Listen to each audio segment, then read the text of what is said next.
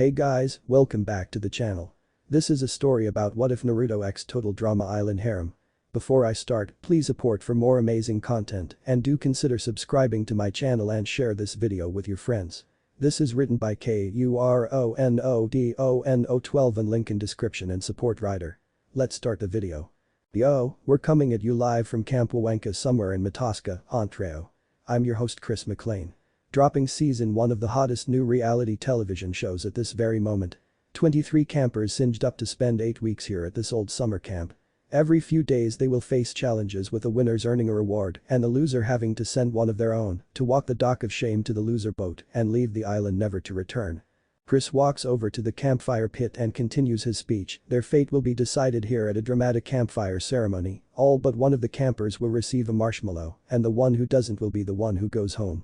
In the end only one will remain and will be rewarded with cheesy tabloid fame. Chris pulls out a case and opens it revealing a bunch of money along with a small fortune of $100,000, which they will likely burn through in a week. Chris closes the case. To survive they will have to battle flies, grizzly bears, disgusting camp food, each other, and me making their lives a living hell, he says smiling sadistically. Every moment will be caught on hundreds of cameras placed all around the island. Who will crumble under pressure? Will any relationships between campers form? And who will ultimately win it all? Find out here at this moment on Total Drama Island. Theme song. Welcome back to Total Drama Island. It's time to meet our first 12 campers. We told them they were staying at a 5-star resort, so if they seem a little pissed off that's probably why, Chris says with a smile. The sound of a motorboat was soon heard.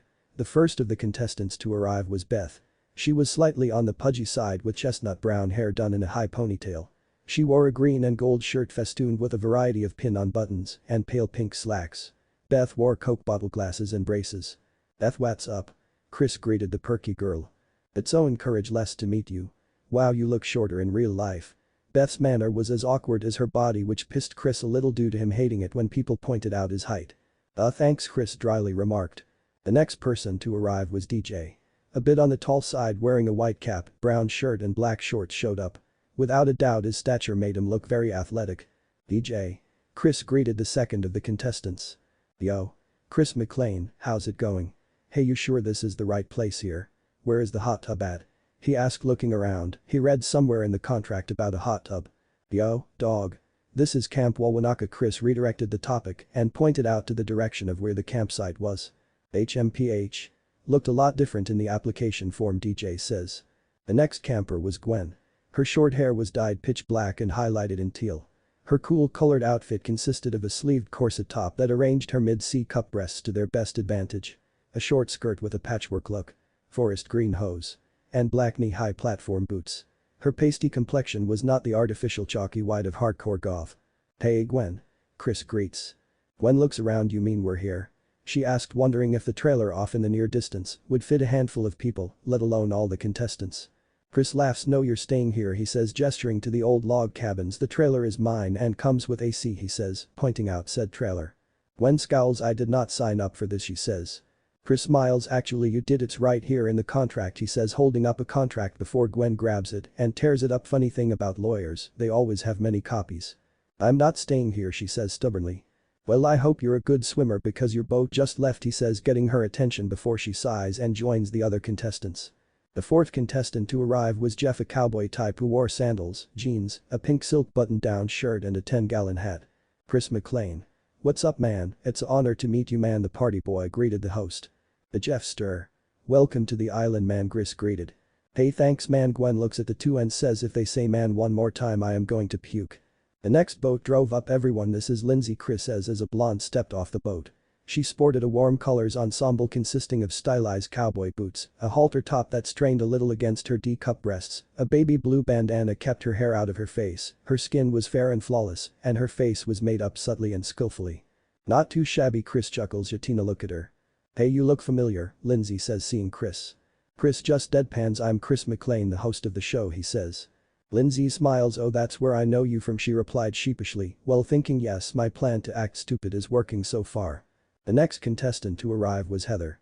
A tall model, thin, drop-dead gorgeous girl stepped ashore. Her waist-length jet black glossy hair was unbound. She wore a maroon top that was little more than a sports bra that strained against her high C-cup breasts, barely legal shorts, and a pair of open-toed spike heel shoes. She removed her sunglasses with a glare that could scare almost everyone as she took in her surroundings. She had an aura of snootiness around her and so self-absorbed forgoes introducing herself. Beth tries to talk to her but is just ignored. The next boat arrives with a punk-type teen with a wiry build. He wore a black t-shirt, emblazoned with a large skull design, over a long-sleeved yellow undershirt. His dark green hair was stylized in a mohawk and his face had a few piercings, which detailed him as a punk instead of a goth. "Duncan, dude, welcome," Chris said. Duncan looks to Chris. He told Chris, ominously pounding his fist into his palm before standing with the rest of the group. Chris smiles. "Yeah, your parole officer told me that. He also said to give him a holler anytime and have you return to juvie." Duncan just scoffs before turning to Heather and tries to flirt with her, only to get shot down. "Ladies and gentlemen," Tyler, Chris says as another boat pulls up.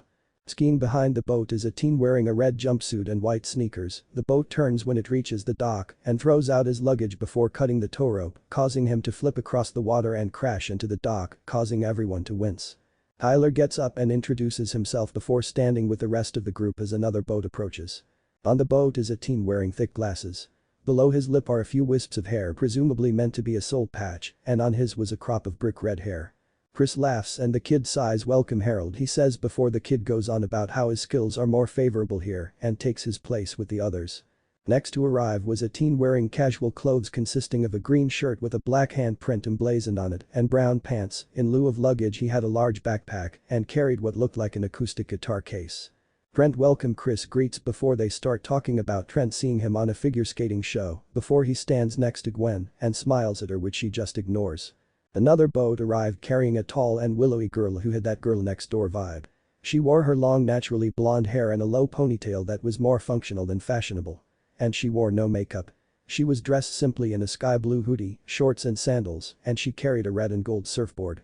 "Hey, what's up?" the girl said. "Alright, our surfer chick, Bridget, is here," Chris says before a few of the campers make fun of her for having a surfboard when there are no waves on a lake, to which she just says she was told there was a beach, before walking to the rest of the group and nearly hitting a few of them with her board as she turns to pick up her luggage. The next boat shows up with a teen who looks like a bookworm, causing Chris to sigh. "Our next camper is Noah," he says as the now named Noah walks onto the dock.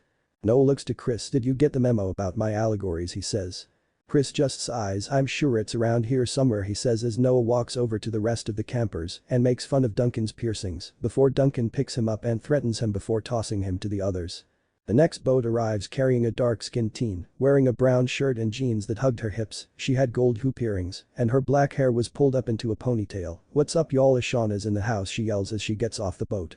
Lashawna sees DJ. "What's up, brother? Give me some skin," she says as she high-fives him before looking to Harold, who is looking at her with wide eyes before he says something about her being big and loud, which causes her to nearly throttle him, but DJ and Bridget hold her back. Chris chuckles. "Alright, everyone settle down." He then turns to see another boat docked. "Ladies, Katie and Sadie, welcome to the island," he says. Two girls come running off the boat wearing matching pink and white strip tops and pants and let out a high-pitched squeal, causing many of the campers to cover their ears. The tanned and skinnier of the two looks to her friend. "Oh my gosh, look, Sadie, it's a summer camp," she says. The now named Sadie turns to the other girl. "I know, Katie, I always wanted to go to summer camp," she says before they both let out another squeal. The next boat arrives carrying a teen who has an unsophisticated rustic look. He is wearing work boots, jeans, a heavy greenish hoodie, and a beanie over his brown hair that was styled into a mullet. Chris looks to the teen. "Ezekiel, what's up, man?" he says. Ezekiel looks to the sky. "I think I saw a bird," he says, getting laughs from many. Chris just sighs. "Ezekiel, I know you don't get out much, you've been homeschooled your whole life, you've been raised by freaky prairie people, just don't say much and try not to get kicked off too early," he says as Ezekiel walks to the rest of the group. On the next boat a somewhat short teen strutted off the gangplank like he owned the world. He had short brown hair with long bangs that nearly blocked his green eyes, however his most noticeable feature was the spitting gap in his two front teeth. This was Cody, the troop science geek. He projected an aura of coolness, or at least what he thought coolness to be. Chris looks to Cody. "Cody, the code stir, the code meister," he says. Cody smiles. "Dude, I'm excited to be here, I see all the ladies have already arrived." "Nice," he says. Lashawna scoffs. "Save it short stuff," she says, calming him down as the next boat arrives. "Eva, nice, glad to see you could make it," Chris says as the next contestant arrives and drops a bag of weights on Cody's foot. She looked like an athlete. A bit well built to the point her bulging biceps were a bit of a put-off. She had a classic Hercules figure, with legs that were shapely despite being hard as iron, and she even had a beauty mark on her lip but didn't seem that concerned by her appearance. "Ah, what's in these weights?" Cody yells. Yes, she replies before picking them up and heading over to the rest of the group. The next person to arrive was easily the largest. He was overweight and wore brown shorts and a white shirt. "Wahoo Chris, what's happening?" he yells. "This is awesome wahoo," as he barreled down the deck before tripping and hitting his head. Chris laughs. "Owen, welcome." Owen gets up. "Awesome to be here, man." "Yeah. This is just so," he rambles before Gwen guesses what he is about to say. "Awesome?" Owen turns to her. "Yeah." Chris looks to see the next boat. "Ah, here comes Courtney," he says. The next boat arrives and drops off a tan-skinned girl with brown hair. She wore a short light gray sweater over a more expensive off-white blouse and a pair of calf-length olive green pants, and she also wore a pair of high-heeled sandals. "Thank you," she said as she joined the other contestants and began engaging in polite introductions with a few of them. She and many of the others then turned to see what looks like a model walk down the ramp as Chris says, "Justin, welcome. Just to let you know, we chose you entirely by your looks," he says to the now named Justin. Justin had a decent amount of muscle that could be seen under his tight t-shirt. He also wore old nondescript jeans and sneakers, but none of the girls those until later. His short hair was straight and raven black, his skin was flawless bronze, his teeth spotless white, and his eyes were sapphire blue. Justin looks to Chris. "Thanks Chris, this is great," he says before walking over to the others and talking with Owen, who ends up embarrassing himself while complimenting his pants. Chris turns to see the last boat pulling up. "Ah, here comes Izzy." The last boat pulls up and out walks a girl with somewhat curly Scotch orange red hair and green eyes, who was waving excitedly. She wore a green halter top with a collar and a cleavage window. She was the only girl with a long skirt that almost reached her knees. It covered most of her thighs on the outside, but barely on the inside, and was knotted on one side, causing it to hang low, only partially cover her bikini-like panties, and all in all, it looked like the new girl Izzy was wearing a yellow-green towel around her hips. When the boat docked, Izzy rushed down the gangplank but caught her toe, flinging her forward, but she recovered by flipping in the air, only to smash her chin on the deck, causing everyone to wince. Izzy recovers and gets up looking around. "So this is summer camp? That is so cool. Do you paper match here, and are we having lunch soon?" she asks Owen, agreeing with her. Chris turns to look out on the water and smiles, and here comes our final contestant, Naruto Uzumaki Namikaze, the shinobi and author, he says, causing everyone to look out at the lake and see what appears to be a person running across the top of the lake. As the person got closer, they saw what looked like a large dragon made of water rise up from the lake, and the person jump on it back as it rose into the air, rolling and flipping before it was right above them, and the person jumped off its back, landing at the edge of the dock, and the dragon crashed back into the water behind him. Everyone had their jaws on the ground after what they just saw as the team just walked up to them and waved. "Yo," he says causally. He has blonde spiky hair, blue eyes, and what appear to be 3 whisker-like marks on each cheek. He is wearing what looks to be some kind of forehead protector with a strange leaf symbol on it, a tight black shirt that hugs his chest showcasing his muscles and six-pack abs, crimson red pants, black combat boots, and a white trench coat with red flames at the bottom that goes down to his mid-calf. On the back of the coat is the yin-yang symbol with what look like 9 animals surrounding it, each with one more tail than the last. Naruto smiles seeing their faces. "My name is Naruto Uzumaki Namikaze, shinobi and author. Nice to meet you." Everyone recovers from their shock, and Cody is the first to respond. "Dude, that was awesome. How did you do that?" he says, getting nods from many of the others. Naruto chuckles. "Thanks, it was just one of my many abilities that come with being a shinobi," he says. "However, I won't be able to use many, if any of them, otherwise it wouldn't be fate to all of you, isn't that right Chris?" he says, turning to Chris, who nods. Naruto smiles and reaches into his trench coat and pulls out a book before tossing it to Chris. "Here you go Chris, the next volume a few months before it hits shelves," he says, causing Chris's eyes to light up. Gwen raises an eyebrow. "What book is that?" she asks Naruto. Naruto smiles. "It's the book series created by my godfather before he passed away. Icha. I only take the books he wrote and publish them in his name to honor his memory," he says, getting wide eyes from everyone. Naruto smiles. "I also published his other book, The Tale of the Gutsy Shinobi, whose main character I was named after," he says, shocking everyone some more. "However, I also publish my own stories that I wrote myself, such as The Fox and the Moon-Eyed Princess, The Fox and the Snake Queen, The Fox and the Queen of Cool, and finally The Fox and the Legendary Medic," he says, shocking everyone. Gwen nearly faints hearing that he is the author of her favorite book series before walking up to him and holding up a pen and paper. "Could I get your autograph? I love your books. My favorites are The Fox and the Moon-Eyed Princess, along with The Fox and the Snake Queen," she says. Naruto smiles, causing her to blush slightly. "Of course, always happy to meet someone who enjoys my books," he says, giving her his autograph before looking to the others. "Is there anyone else who would like my autograph before we get started?" he asks as a few of the campers come up, including Lindsay, Bridget, Izzy, Courtney, and surprisingly Heather. Chris finishes looking at the book in his hands and giggling and turns to the campers. "All right, now that we're all here, let's be on our way," he says before showing them around the camp, showing them the campfire pit, outhouses, confessional stalls, communal shower, their cabins, and finally the mess hall where they all go to get some food. Each of the campers goes up and gets their food, if you could call it that, and meeting Chef Naruto walks up and gets his food and smiles at Chef. "Thanks chef, it looks good," he says before reaching into his trench coat and pulling out 2 books here, the newest book a few months before its release, along with a copy of The Tale of the Gutsy Shinobi. "I can tell by the look in your eyes you will like it," he says, surprising Chef, who takes the books and mutters something about finally someone respecting his cooking. After sitting down, Naruto digs into his food, surprising everyone who just stare at him, which he notices. "What chef worked hard to make this food for all of us, and I don't like wasting food, especially when there are so many people out there who are starving," he says, shocking everyone before they realize the truth behind his words and begin eating their own food.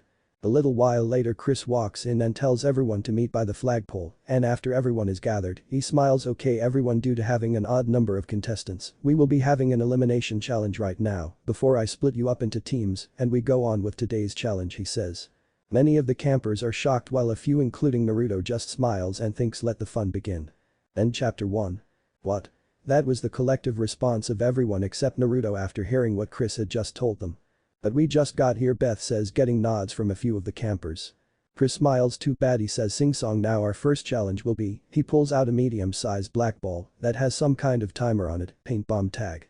"The rules are simple. The one with the ball is it. He tosses the ball up and down a few times. There are no tag backs. The new it will have to freeze for 10 seconds after being tagged, and there are no safe zones," Chris says with a smile. "As you can see, the ball has a timer which is set to a time limit of 1 hour.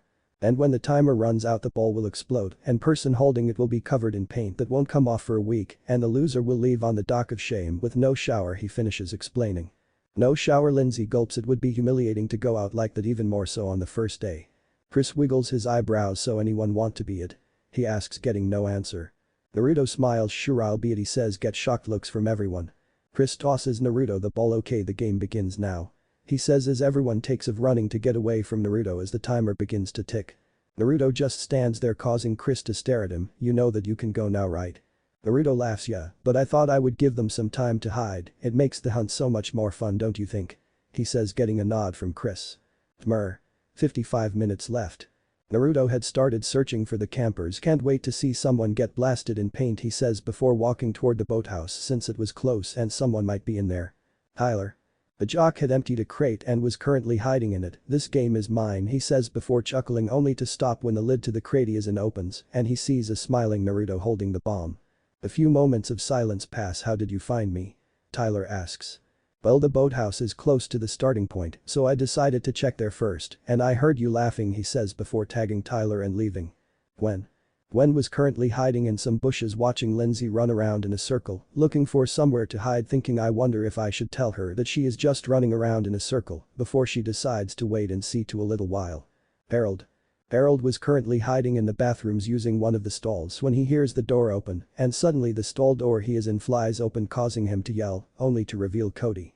"Dude, calm down, I'm not it, just looking for a place to hide," Cody say while sweat dropping. "Go find your own place, I was here first," Harold says, glaring at Cody. "Dude, chill, I'll just take one of the other stalls," Cody says before closing the door and hiding in one of the other stalls. Timer 50 minutes left. Tyler was panicking. He hadn't been able to find anyone and was currently rushing towards the cabins to see if anyone was hiding there when he trips on the steps, smashing his face into the porch before rolling through the door and coming to a stop as he hit something hard. "Dude, you okay?" DJ asks, having been the one Tyler ran into. Yeah," the clumsy jock says before getting up and tagging DJ and running off as he just stands there frozen as what had just happened. "Well shit," DJ says as he realizes what just happened before going to find someone to tag. Izzy was humming while sitting on a branch, swinging her legs as she scanned the ground when she notices a certain whiskered blonde walk up the tree next to her and sit on a branch. Izzy grins before grabbing a vine and swinging to the tree. Naruto is in landing in his lap. "Hahaha." Izzy giggles. "Oh hey Izzy, right?" The crazy girl nods as Naruto grins. "What's up?" Izzy stares at him, causing him to raise an eyebrow before she asks, "Are your whisker marks a tattoo or scar?" Naruto smiles. "Neither, they're birthmarks," he begins before Izzy cuts him off when she starts rubbing them, causing him to do something that makes her very happy. "You just," Naruto gently swats her hand away as he blushes slightly. "I didn't purr." He yells before purring again as Izzy rubs them again before they begin a little tug of war with Izzy, trying to rub them and Naruto trying to stop her. Duncan.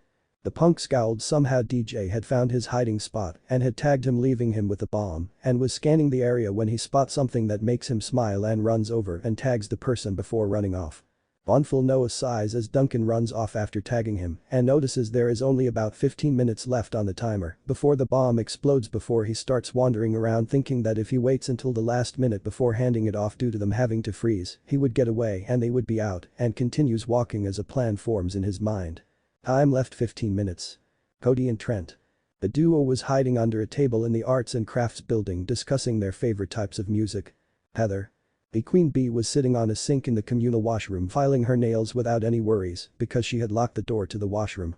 Who would be a good possible candidate for an alliance, she says as she begins thinking about who would be good for an alliance. Hey, let me in. She hears someone say from the other side of the door before she resumes her filing. Oh, Heather blinks. I'm it now, aren't I? Outside, Noah had just tagged Owen before patting his back. If it helps, I saw some campers by the cafeteria, he says, feeling a little bad for Owen since he seems like a nice guy. Brigitte, Eva, Courtney, Ezekiel.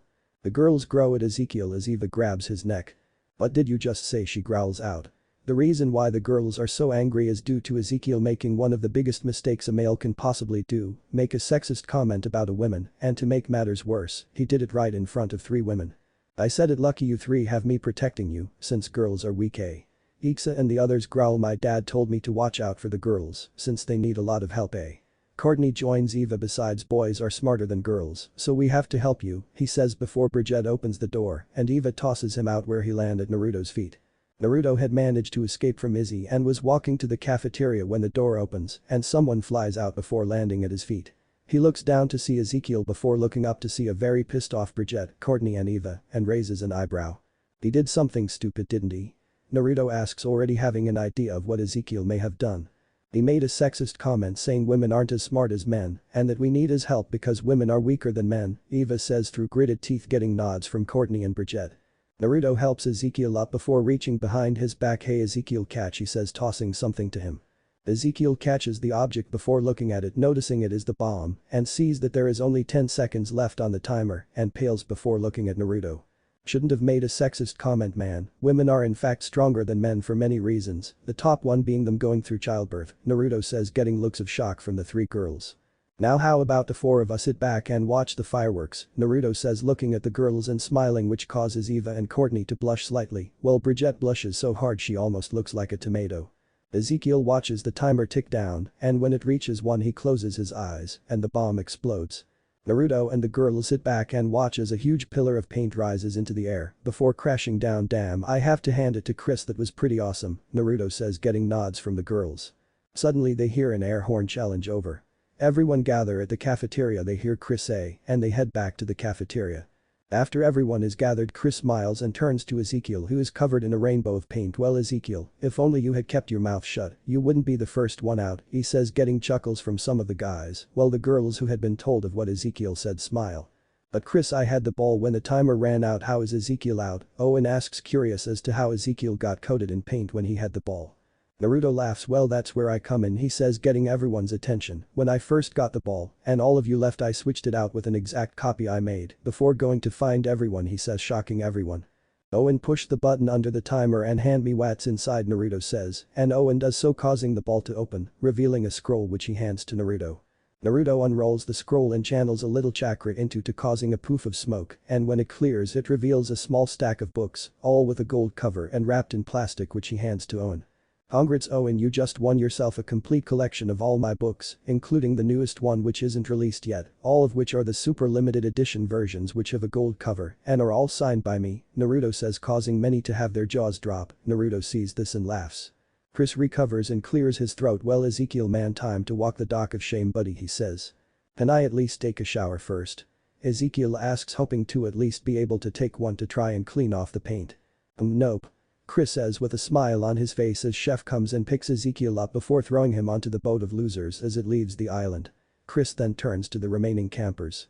Okay, now before we begin the next challenge I will be splitting you up into 2 teams, Chris says, getting nods from the campers. Gwen, Naruto, Trent, Heather, Cody, Lindsay, Owen, Lashana, Justin, Izzy, and Noah, you guys are the Screaming Gophers, he says, holding up a flag with a screaming gopher on it as those whose names he called form a group to the right.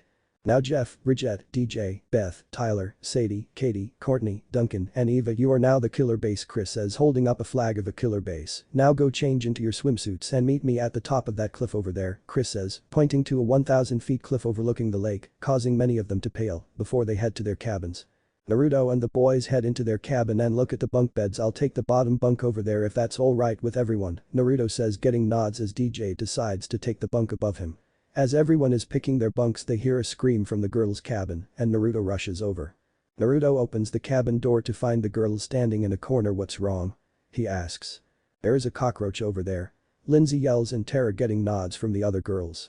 At this point DJ comes in to see what the matter is and sees the cockroach before letting out a high-pitched scream and jumping on Gwen's bed, breaking it. That was my bed, Gwen sighed, depressed. Don't worry about it, Gwen, I will swap out my bed for yours, Naruto said with a smile. You do that for me, Naruto? Gwen blushed. Of course, Gwen, anything for a beautiful flower such as yourself, Naruto says, causing Gwen to blush even more, something Trent noticed and didn't like. If you want I can swap with you instead, Trent says, trying to impress Gwen. No thanks, Trent, Naruto said he will do it, Gwen says, still blushing slightly, which causes Trent to glare at Naruto, who only raises an eyebrow at Trent before turning to the cockroach. You know, little guy, it's not safe to come into a room where you might get squished, Naruto says to the cockroach, who looks at him before chirping. Naruto pulls out a cloth and lays it over his palm before lowering his hand to the floor. Now how about you hop on and I take you somewhere safe, he says before the cockroach climbs onto the cloth and nuzzles into his palm and purrs, surprising everyone. Naruto stands up and brings the cockroach outside before setting it down in the bushes and walking back inside the cabin to find everyone staring at him like he has grown a second head. What? He asks, curious as to why everyone is staring at him like that. How did you do that and why didn't you just kill it? Bridget asks, getting nods from the others in the room. I have always had this connection with animals, doesn't matter what kind, even bugs, and as to why I didn't kill it, that's simple, Naruto says with a smile. It didn't come in here trying to hurt anyone and all life is precious, even though something as small as a bug, and the only time it is okay to kill an animal is if you intend to eat it, he says, getting a smile and slight blush from Bridget due to his belief being similar to her own. Naruto turns to leave and sees Duncan coming with an axe and raises an eyebrow. Dude, it's taken care of, and an axe is a little overkill, he says, causing Duncan to shrug before walking back to the boys' cabin. 20 minutes later. The 2 teams stand at the top of the cliff in their swimsuits and Chris smiles now that both teams are here. He begins only to notice Naruto missing. Wait, where is Naruto, he asks, causing everyone to look around. Sorry I'm late, Chris, I was swapping out my bed for Gwen's who's got broke, Naruto says as he walks up in his swimsuit, causing many of the girls to blush and a few to even drool at seeing his physique. Naruto is wearing a pair of black swim trunks with orange flames at the bottom and on his right short leg there is a picture of a 9-tailed fox like the one on the back of his trench coat. The girls stare at his 6-pack abs and chiseled chest, his thin but muscled arms. On his chest he has a tattoo of a purple snake coiled with its tongue out and a full moon with hints of lavender in it. On his left bicep he has a tattoo of an ice cube with a small crown on it, and on his right bicep he has tattoo of white slug with a blue line down its back and a small red cross above it. Around his neck is a surfer necklace with a green jewel in the center, and each side of the jewel are 2 rings with small gems in them. One gem is a lavender color, while the others are a jade green emerald, a sky blue sapphire, and a violet purple diamond. Chris sees Naruto walk up and chuckles, no problem Naruto, he then clears his throat, getting everyone's attention. Now today's final challenge is a simple 1,000 feet dive into man-eating shark-infested waters, he says casually like he is talking about the weather, while smiling at some of the faces the campers have. Now you will take turns diving off the cliff and try to land in a small safe zone at the bottom, he says, still smiling, and yes, this is safe, we had our interns test it and it passed, Chris says. Naruto could have sworn he heard Chef's voice from back in the mess hall, yelling something about damn host shoving me into shark-infested waters, but paid it no mind. Naruto turns to Gwen and smiles, I like your swimsuit, Gwen, it looks really good on you, he says, causing her to blush slightly. Thank you, Naruto, I like yours too, the goth girl says, blushing a little more as he smiles again and thinks, why am I acting like this around him? I have only known him for a day and yet I feel so close to him, it's like being near him makes me feel safe and warm, I can't be falling for him already, can I? For each member of your team that jumps and survives, there will be a crate of supplies waiting below, Chris says, getting nods. Inside each crate are supplies that you will need for the second part of the challenge. Chris throws his arms in the air, building a hot tub. The team with the best one gets to have a wicked hot tub party tonight. The losers will have no hot tub. It's a reward challenge which means no one will be going home tonight, Chris finishes getting nods from the campers. Alright, who wants to go first? Chris asks as Bridget and Naruto step up. Mind if I go first? Naruto asks as he looks at Bridget with a smile. Not at all, go right ahead Naruto, the surfer girl says. Naruto smiles and begins jogging towards the edge before breaking into a full sprint and jumping high into the air as he reaches the edge of the cliff. Naruto does a few flips and spins before free-falling towards the water, causing everyone to rush to the edge to see if he made it, just making it in time to see Naruto land safely in the safe zone before resurfacing. Naruto turns to see 3 sharks with their heads above the water looking at him from just outside the safe zone and smiles. Hey guys, you mind giving me a ride to shore? I will give you guys some meat if you do, he asks, causing those on top of the cliff to just stare dumbfounded by his actions. The sharks look to each other before nodding and Naruto smiles before swimming out of the safe zone. Thanks guys, he says before holding onto 2 of the sharks' dorsal fins as they pull him towards shore. When Naruto reaches shore, he lets go of the sharks' fins and smiles before scratching them under their chins, causing them to purr much to everyone's shock. Thanks guys, I will come back a little later with the meat, he says before looking back up to the top of the cliff. Come on guys, it's easy, he says, snapping everyone out of their shocked states. Whiskers sure is fun, Izzy says, causing everyone to look at her. I can't believe the sharks just gave him a ride to shore, and did they just purr when he scratched their chins? Is that even possible? Courtney says, curious if sharks can actually purr. I didn't think sharks were able to purr, but after seeing that I guess it's possible, Noah says, impressed by what Naruto did. Well, I'm going next, Bridget says before she dives off the cliff and lands in the safe zone before swimming over to Naruto. Nice job Bridget, your form was really impressive, Naruto compliments as Bridget reaches shore. Thank you Naruto, your form was also really impressive, the surfer girl says while blushing slightly. Alright, who's next? Chris asks, turning the rest of the campers. Tyler runs and jumps off the cliff only to crash into the buoys, causing everyone to wince as he slides into the safe zone. One by one Duncan, Cody, and Eva jumped and made it into the safe zone. DJ stares at the lake with fear written on his face and chickens out and is forced to wear a chicken hat and rides down an escalator that Chris had conveniently forgot to mention until then. Courtney also chickens out, claiming she has a medical condition that prevents her from jumping off cliffs, hoping Chris will buy it, but he doesn't, and she receives a chicken hat before riding the escalator down. One by one the campers jump, most making it in the safe zone. Justin lands outside the safe zone, but his handsomeness saves him as the sharks just give him a ride to shore. Harold ends up landing on his nuts, letting out a high-pitched scream, causing the males and even the sharks to wince. Jeff lands outside the safe zone but manages to swim to safety. Beth ended up chickening out and taking the escalator down. Finally only Owen was left at the top of the cliff. Chris turns to Owen, now will you jump or chicken out? Maybe your jump will bring your team the win, no pressure man. The large boy gulped before he put on his water floaters. The screaming Gophers team cheers him on as he gets closer to the edge. He takes a deep breath before closing his eyes. Confession. Owen gulped and looks the corner, I'm not a very good swimmer. Static. Jeff smirked at the camera, I looked at this guy and could tell there was no way he was going to make it. Static. Naruto smiles, if there is one thing I have learned in my life, it's that appearances can be deceiving, and Owen proved that once again. Back to cliff. Owen took a few steps back before running and jumping over the cliff. I'm going to die, now I'm going to fucking die now, and screams on the way down and lands in the safe zone, causing a massive pillar of water to rise in the air. As the water returns to the lake, Naruto looks to the sharks in his arms. Fin, Fang, Jaws, are you guys alright? He asks the sharks only for them to shiver in fear at almost dying.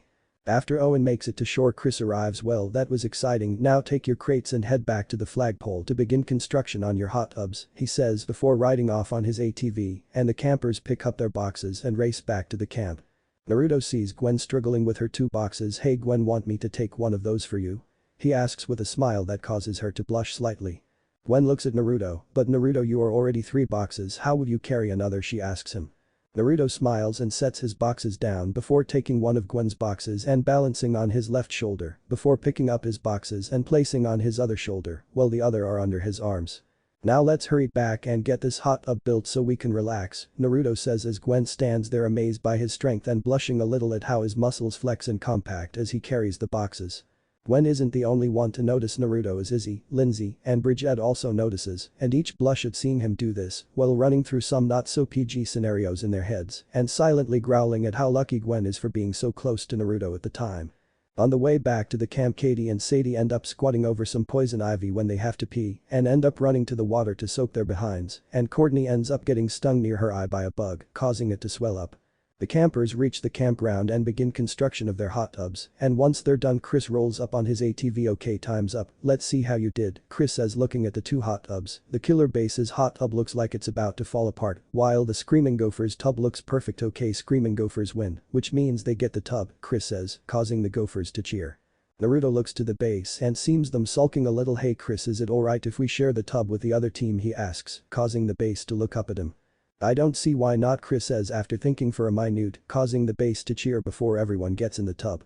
Naruto is relaxing in the tub when he feels someone bump into him and looks over to see Gwen in her strapless bikini top and black spats. He thought they definitely suited her in his opinion, as they worked to accent her mid-C cup breasts and nice-sized rear. Gwen spotted Naruto make her smile brightly. "You look lovely, Gwen," he compliments, make her blush a little as she tries to hide it. "Thank you, Naruto, you were a lot of help today and I really enjoyed talking with you," the goth girl says, fighting her blush. "I enjoy talking with you too, Gwen," he says before someone splashes, bumping her into Naruto's chest as he catches her. "You okay, Gwen?" he asks as they look into each other's eyes before their faces get closer as she stares into his dazzling blue eyes until they kiss passionately, not caring if anyone saw them. Gwen realizes what she's doing after about a minute and bolts out of the hot tub, and Naruto runs after her. As she runs, all Gwen can think is, "How could I do that? I've only known him a day. No, he probably thinks I'm some slut or something," until she hears a voice. "Gwen, wait," Naruto says as he reaches out and grabs her hand, turning her to face him. "Why are you running?" he asks, worried. "I kissed you, we have only known each other for a day and yet I kissed you. You must think I'm a slut or something for forcing myself on you like that," she manages to get out between sobs, unable to look him in the eye. "When," he says as he tilts her head up to look her in the eye before wiping the tears off her cheeks, "if I wasn't okay with the thought of kissing you, I would have pushed you off me, not returned the kiss," he said before kissing her on the lips, causing her eyes to widen before she kisses him back. When they part, Gwen looks at Naruto and smiles. "So what does this make us? I don't want it to be some fling or something?" she asks nervously, a little afraid that it might just be a fling. Naruto smiles as he cups her cheek. "Gwen, I'm not one to play with girls or lead them on. If I make any sort of romantic moves to them, I'm serious and want to be with them," he says, causing her to smile. "However, there is soothing we will have to discuss a little later, but starting now, you're my girlfriend, and if you will have me, I'm your boyfriend, and I would have it any other way," he says, holding her in his embrace. Gwen smiles as she cries a few tears of joy and kisses Naruto. "Of course, I would love to have you as my boyfriend, Naruto, and whatever it is we have to discuss later, we'll get through it together," as they just stand there embracing each other and kissing passionately. Cut to the dock of shame at night. Well, what an eventful first day. We meet the campers, some make awesome entrances and give gifts. Our first camper gets eliminated due to his sexist comments. Naruto makes friends with sharks, the first relationship of the season forms, and more, Chris says, staring at the camera. What will happen next? Who will get voted off? Will Naruto make more animal friends? Will any more ladies fall for the blonde shinobi? Find out on the next episode of Total Drama Island, Chris says before turning away from the camera and pulling out a certain book Naruto gave him and giggling perversely as he reads it. End chapter 2. Now onto the chapter. Chris was standing on the dock of shame looking at the camera. Welcome back. On the last episode of Total Drama Island, we met our contestants and some made amazing entrances. Cuts to Naruto's entrance. We had our first elimination challenge, which ended in Ezekiel getting blasted by a paint bomb due to his sexist comments. The teams were formed and had to jump off a cliff into shark-infested waters, and after building a killer hot tub, the Screaming Gophers came out on top, he says. Chris chuckles after that our resident shinobi and author was kind enough to offer the killer base a chance to relax, and we saw what could very well be the first relationship of the season. Cut to Naruto and Gwen kissing now, with 22 campers still in the running for the cash. What will happen next?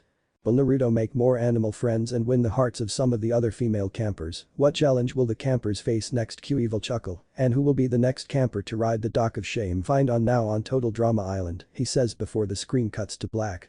Theme song. It had been around a week since the campers had gotten to the island, and Naruto was currently laying in a hammock he had brought with him, smiling as he gently stroked the hair of his new girlfriend, who was currently still sleeping on his chest from when they had fallen asleep last night. Naruto had brought Gwen out to a small secluded area of the woods where they could spend some time alone together, and had set up a hammock where they laid down and relaxed before they fell asleep in each other's embrace. Naruto just stares at the sleeping form of his gothic goddess and smiles as he thinks that it's already been a week since we met and after only a day of knowing each other for a day we ended in a relationship. I haven't been in a relationship since. Naruto shakes his head, trying to forget his current train of thought as he goes back to caressing Gwen's hair as she begins to wake up. Gwen wakes up to find herself laying on Naruto's chest and begins to worry until she remembers the events of the previous night and smiles at Naruto, who just kisses her forehead. "Good morning, my gothic goddess," he says, causing her to blush. "Good morning, my foxy ninja," Gwen teases, giving Naruto a peck on the lips and wrapping her arms around his neck as he wraps his arms around her waist and deepens the kiss. Suddenly they hear a loud screech. "All right, campers, meet in front of the flagpole in 10 minutes," they hear Chris say over the loudspeaker, causing both of them to sigh at the idea of having to get up. Naruto sighs. "Leave it to Chris to ruin a perfect moment," he says before kissing Gwen's forehead again and smiling lovingly while gazing into her beautiful gray eyes. Gwen gives Naruto a quick kiss on the lips and smiles. "Yeah, he sure does. Now let's go," she says as she gets up off the hammock with Naruto following right behind her as they head to the flagpole. Naruto and Gwen reach the flagpole and notice everyone else already there when Chris notices them. "Alright, now that everyone is here we can start today's challenge, which is phobia factor," Chris says, causing a few of the campers to groan. Beth then voices the question on many of the campers' minds: "How do you know our phobias?" she asks, getting nods from some of the other campers. Chris just smiles. "Why, you told us, of course. Think back to last night when all of you were in the mess hall," he says, causing a few of the campers' eyes to widen in realization. Flashback to the night before.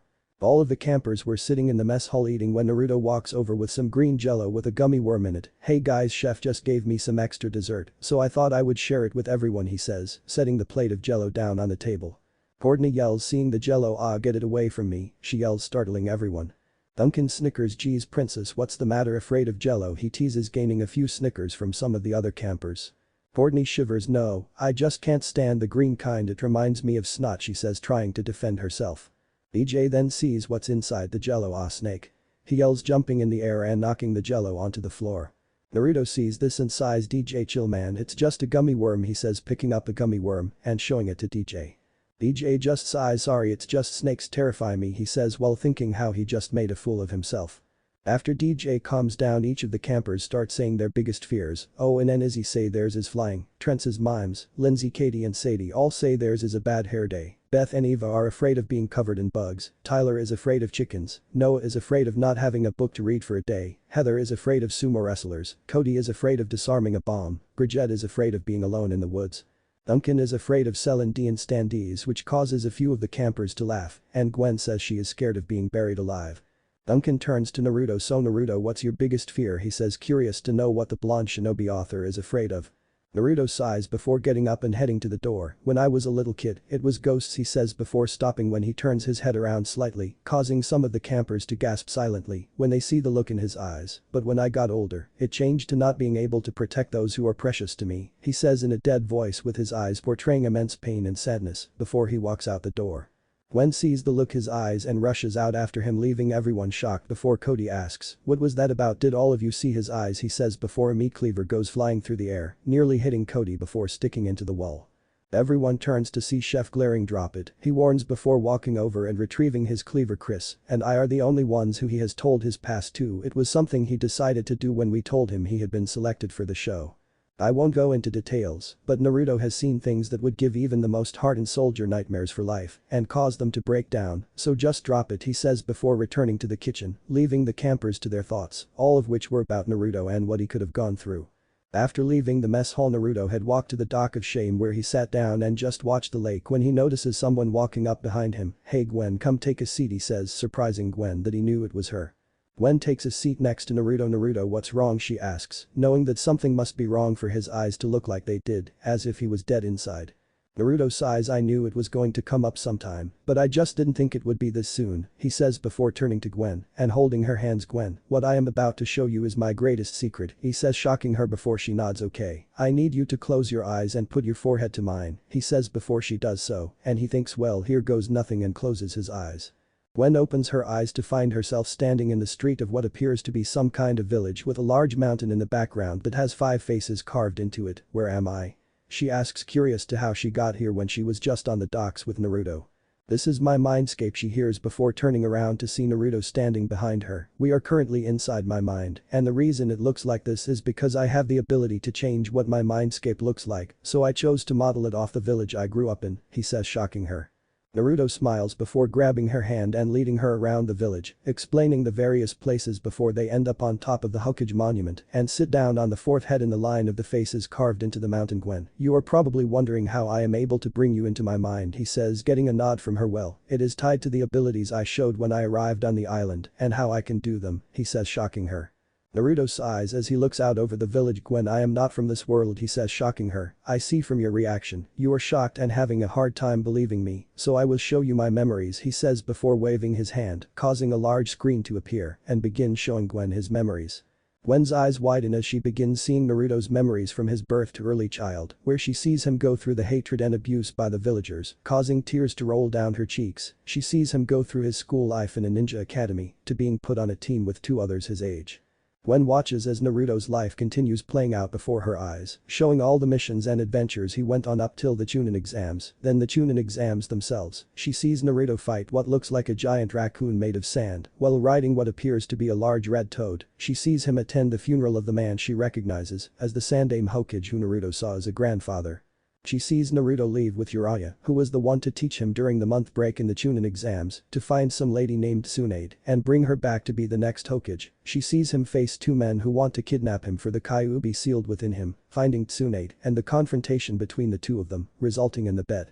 Gwen sees him face off against Orochimaru and saved Tsunade, who was frozen due to her hemophobia, the fight between Jiraiya, Tsunade, and Orochimaru, which resulted in Orochimaru escaping defeat, the trip back to Konoha, the fight between Naruto and his teammate Sasuke on the roof of the hospital.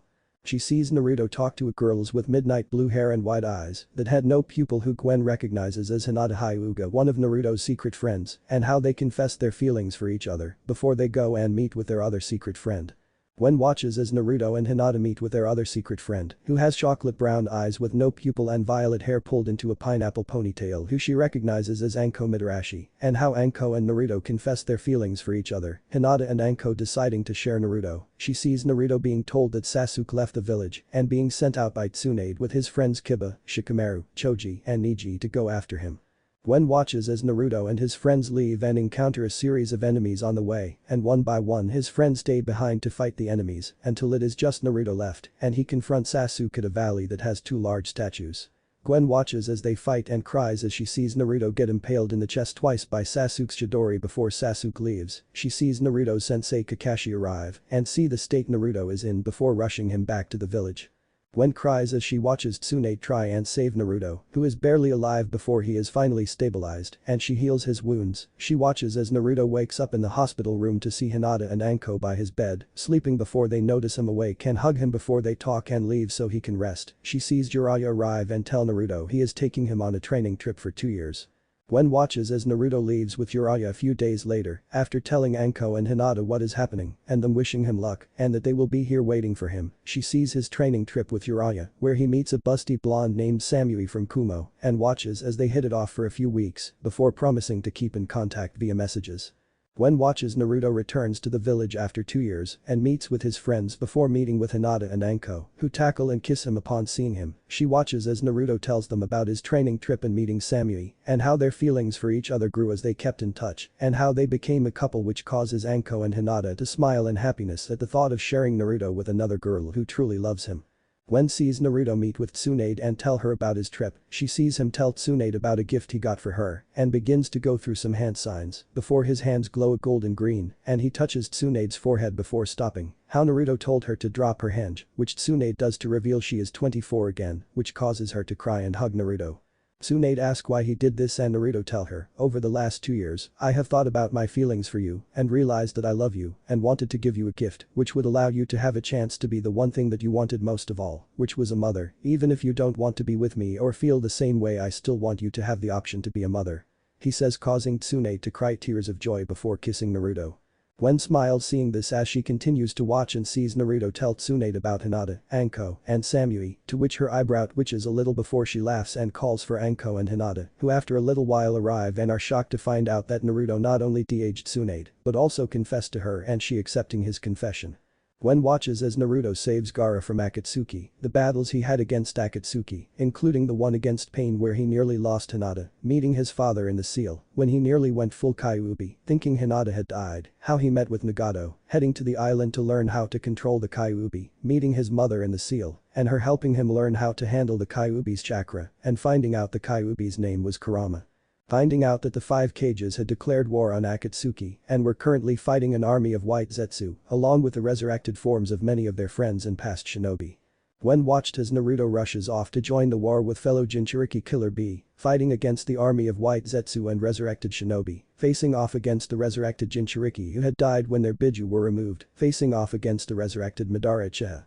Gwen cries as she watches Naruto's friends die one by one and nearly breaks down when she sees Samui, Anko, Tsunade, and Hinata die before she looks to see Naruto with his head down and silently crying before she wraps her arms around him and turns her attention back to the screen and watches as Madara lays waste to the entire elemental nations, leaving only Naruto and himself, along with the Biju left alive.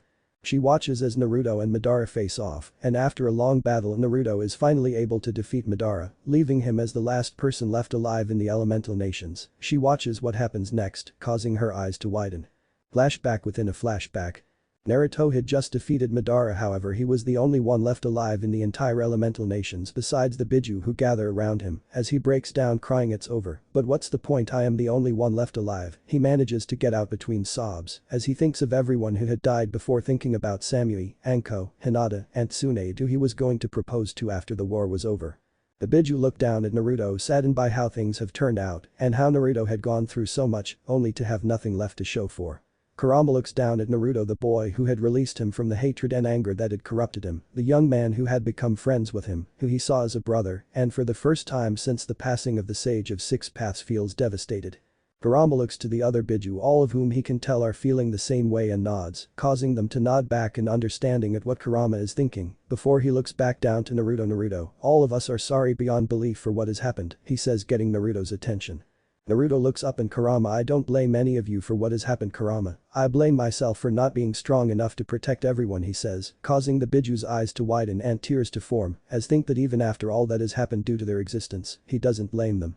Kurama looks at Naruto. Naruto, the others, and I have come to a decision about what we are going to do now, he says, causing Naruto to raise an eyebrow at him. We have decided to use all of our energy to send you to a new world where you can live and hopefully find happiness. He says, causing Naruto's eyes to widen. Naruto just stares at Kurama and the other Biju. Why would all of you do this and what will happen to all of you? He asks, fearing the answer. Kurama sighs. Naruto, we are doing this because even if you don't blame us for what has happened, it is still ultimately our fault due to us existing, and there is nothing left for you here. You're the last person alive in the entire elemental nations, meaning you will either spend the rest of your life with no one but us as your company or kill yourself to be with your loved ones. He says, shocking Naruto, who had been contemplating doing that. We don't want you to do either of those, especially the latter of the two, and you know that Anko, Samui, Hinata, and Tsunade wouldn't want that either. They would want you to live a happy full life before you finally die of old age and join them in the afterlife. Naruto thinks for a minute, knowing that what Kurama says is true, before turning his attention back to Kurama now. As to what would happen to us, we would die, Naruto. We would forever cease to be due to using every last bit of our energy and existence itself to send you to the new world and protect you during the trip through the dimensional rift, Kurama says, before continuing as he sees Naruto about to object. Naruto, this is something you can't talk us out of. We have all decided to do this. You gave us our freedom and saved us from a life of slavery, he says, getting nods from the other Biju. Naruto looks at the Biju, all of whom are willing to give their lives for his happiness. Thank you, Kurama. Thank you everyone for giving me this chance. I will never forget any of you, he says with a few tears in his eyes as he looks on as the Biju gather all their energy and combine it before tearing open a portal and flinging Naruto into it, surrounding him in a protective coat of energy. As Naruto sees the portal close and the Biju fade away, he lets out a few tears and thinks, goodbye Kurama, goodbye everyone, Hinata-chan, Anko-chan, Samui-chan, Tsunade-chan, goodbye for now. I will live my life to the fullest and look forward to when we are reunited in the afterlife. As he closes his eyes and waits to arrive in the new world. Then flashback within flashback. Gwen cries as she finishes watching Naruto's memories before embracing him and burying her head into his chest as he rubs her back to comfort her. That is my past, Gwen. I came from a world where when I was a kid I was hated. I rose up above the hatred and found love in 4 beautiful women who became the light in my life. I was unable to protect and save them, and all of them ended up dying. And after the war was over, the very beings who many considered demons sacrificed their lives so that I may have a chance to be happy, he says with a sad smile. Gwen sobs into his chest. How can you still smile and be so happy after everything you have gone through and lost? She manages to get out in between sobs as she wonders how he is so strength. Naruto smiles. It is because Hinata-chan, Anko-kan, Samui-chan, Tsune-chan, Kurama and everyone else would want me to be happy and live a full life. I also know that when I finally die, all of them will be waiting for me and anyone I fall in love with for us to be one big happy family like we wanted, he says with a small smile. Gwen stops crying after a few more minutes and looks at Naruto. You're right, from what I saw of them in your memories, I can tell that's what they would want, because if I was in their position, it is what I would want too, she says with a small smile as she caresses Naruto's cheek. Naruto smiles and kisses her forehead. You are right, Gwen, that is what they would want, and thank you for being with me, he says before kissing her lips passionately, which she returns with just as much passion. After they break the kiss, Gwen leans into Naruto's chest. Have you shown anyone else your past? She asks, curious about if she is the first person to see his memories. Naruto wraps his arms around Gwen's waist, pulling her closer to him. Yes, I have shown Chris and Chef, he says, surprising Gwen. I did so in order to show them the reason behind some of the things I can do. When they met with me to inform me I had been chosen to be on the show, he says, kissing her forehead. Gwen smiles as an idea comes to her mind. So what are the chances of some of the other girls falling for you and wanting to join us, she teases, hoping to lighten the depressing mood. Naruto smiles, knowing what Gwen is up to. I don't know, it could happen after all. I am quite charming and pretty good looking if I do say so myself, he says, teasing her back. Gwen smiles. Well, I guess I should look forward to them joining us then. After all, from what I have seen, you could easily handle all of us with your stamina, she teases a little seductively, remembering that she saw Naruto with all of his girls at the same time without using shadow clones and was still raring to go. Naruto smiles. Well, we will have to find out at some point in the near future if my stamina is still what used to be before I came to this world, he says with a sly smile, before giving her slight slap on the butt, causing her to eep and smile at him before kissing him. Gwen smiles after she breaks the kiss. Now how about we get out of here and go relax before we are enviably called by Chris for a challenge, she says, getting a nod from Naruto before they leave the mindscape and return to the dock, still holding each other, before going off to the woods where they sleep in a hammock for the night, embracing each other. Then flashback. Naruto finishes remembering the events of the night before and notices Chris about to explain what everyone will be doing. Then chapter 3. Alright campers, here is how things will work, Chris says. Each of you are going to be facing your greatest fears. For every person that faces their fears, they will earn a point for their team. Failing to face your fears, and you have to wear this super embarrassing chicken hat the rest of the day, he says with a sadistic smile. Chris, what about me, as my fear can't really be faced, Naruto says, raising his hand. Naruto, you will be getting a pass for the challenge, however I may have you help with some of the other challenges to make things fair, Chris says, getting a nod from Naruto. Wait, that's not fair. Why does Naruto get a pass? Heather yells in outrage, furious that Naruto doesn't have to face his fear.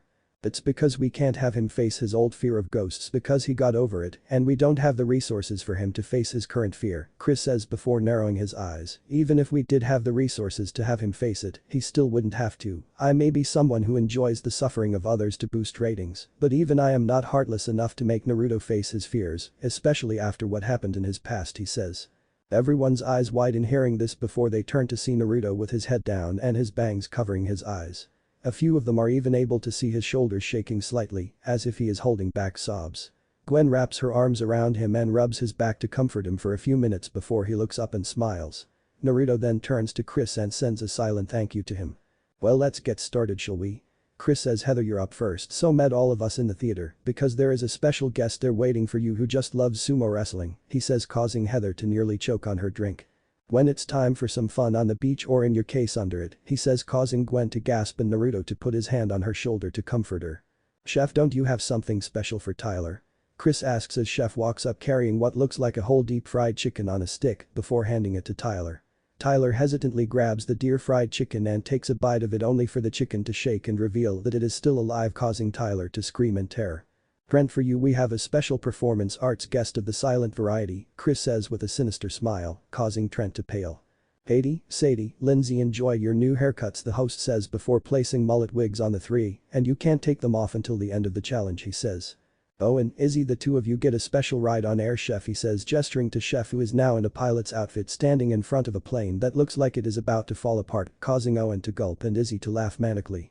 Eva, Beth, you two are going to make a splash with some creepy crawlies, the host says, causing Eva and Beth to shiver. Noah, say goodbye to all your books for the rest of the challenge, Chris says with a cheery smile, before Chef walks over and takes Noah's book and throws it into a sack with all of his other books. Bridget, time for you to take a walk in the woods alone, the host says with a chuckle at the end, seeing the surfer girl's terrified face. Cody, you have an explosive present waiting for you on by the docks, Chris says, causing the brown-haired geek to gulp. Lashana, we have a special 8-legged surprise for you, the host says, causing Lashana to shiver. Chris claps his hands while smiling. Now let's get started, shall we? He says, leading the campers to their respective challenges. As the other campers watched, Beth and Eva got into a tub filled to the brim with bugs and lay down in them for 5 seconds, earning 2 points for the killer base. Lindsay, Katie, and Sadie were next and had to wear a mullet. As Lindsay was walking away, Naruto walks over to her. Hey Lindsay, can I talk to you for a second? He asks, getting a nod from the blonde bombshell before they walk to a secluded area near the bathrooms. When they get to the bathrooms, Naruto turns to Lindsay and smiles. Lindsay, why are you hiding how smart you are? He asks, surprising her. What do you mean, Natsu? She asks innocently while inwardly cursing that someone had discovered her secret.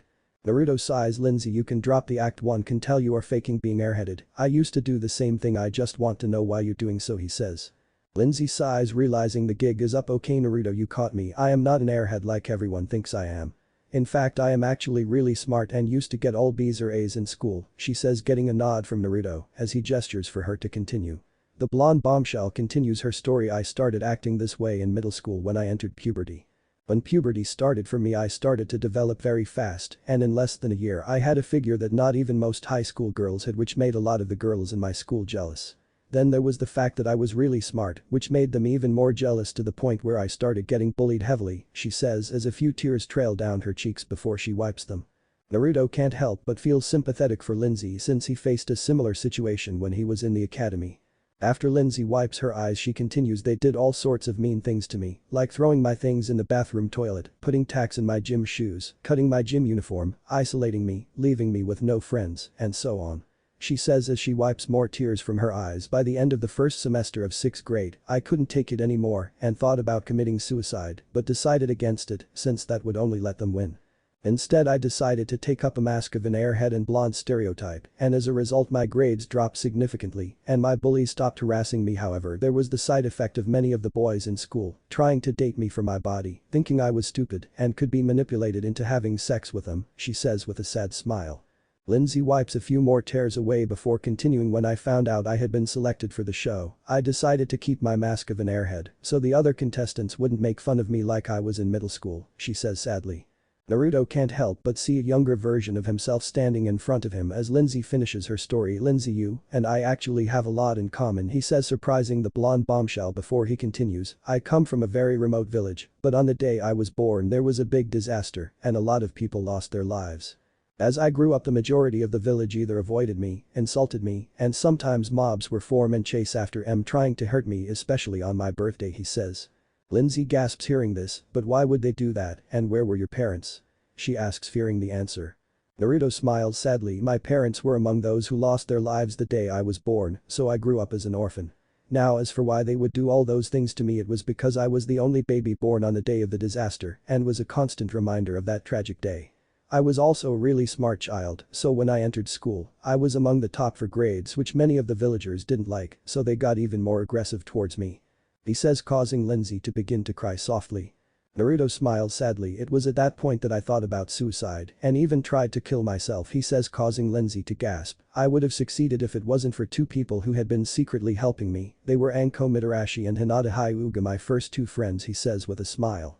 Naruto smiles fondly, remembering the 2 Anko was 6 years older than me and suffered a form of the same unjust stigmatism as I did for the actions of one of her teachers, however she wasn't treated as badly as I was. Hinata, on the other hand, was from one of the wealthiest families in the village but was mistreated due to her family, thinking she was weak, he says sadly.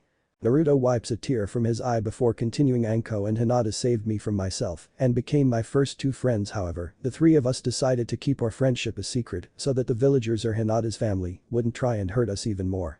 When school started again, I took up a mask of an energetic idiot and quickly became the dead last of my class. I would skip classes and play pranks, and when it came to physical classes, I would mess up on purpose, he says sadly.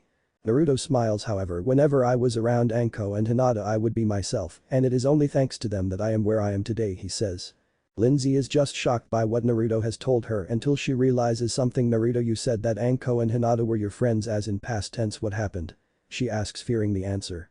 Naruto sighs sadly. A few years ago there was another disaster, but this one was caused by a single power-hungry man, and it resulted in the death of my entire village save myself, he says solemnly before Lindsay wraps him in a hug, pulling his head into her chest.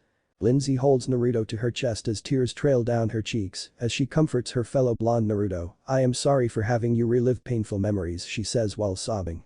Naruto manages to wriggle out of Lindsay's impressive bust. It's okay Lindsay, he says with a smile. Now I want to offer you something, he says mysteriously.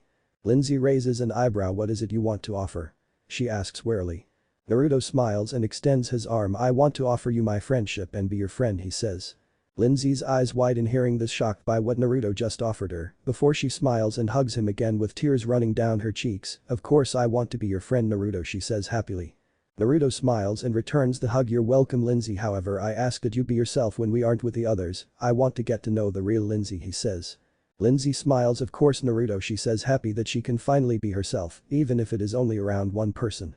Naruto smiles as he reels Lindsay from the hug. I know someone else who would like to be friends with you Lindsay, he says. The blonde bombshell's eyes widen. Who? Naruto? She asks, wondering who would be willing to be friends with her. Naruto smiles. Gwen would love to be friends with you Lindsay, he says, surprising the girl before she nods, and the two of them head back to the group. When the two return to the group, Naruto walks over to Gwen. Hey Gwen, what's happened since I stepped out? He asks. Gwen smiles. Well, Heather, Owen, Izzy, Lashana, and Justin passed their challenges, earning us 5 points, which makes our total 6 since you were given a pass. Cody failed his, and Chris just announced that Lindsay passed, giving us 7 points, the goth girl says, explaining how their team had gone so far.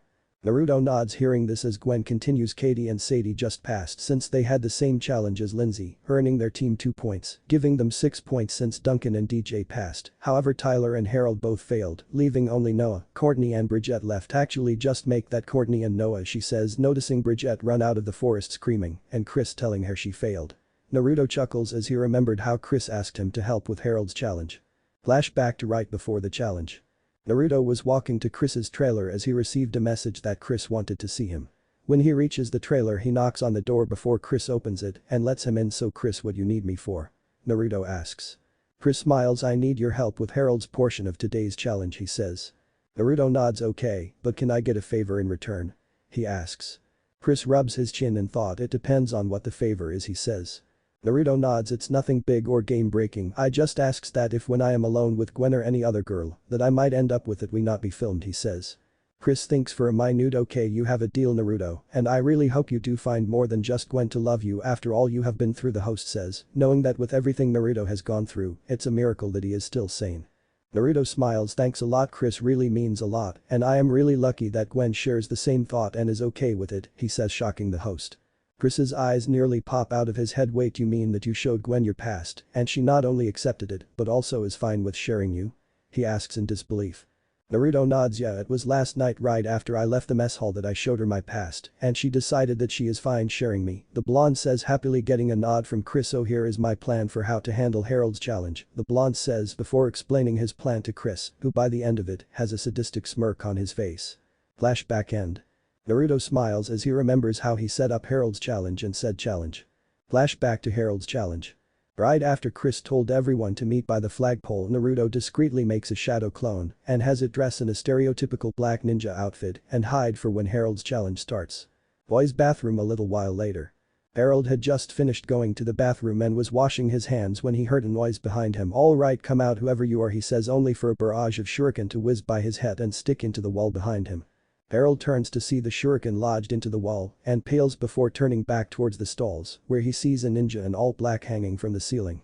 He pulls out his nunchucks and spins them around. All right, feast your eyes on my mad skills, he says right before he hits himself in the nuts with his nunchucks, making him collapse to the floor before he then hits his head with his nunchucks, knocking himself out.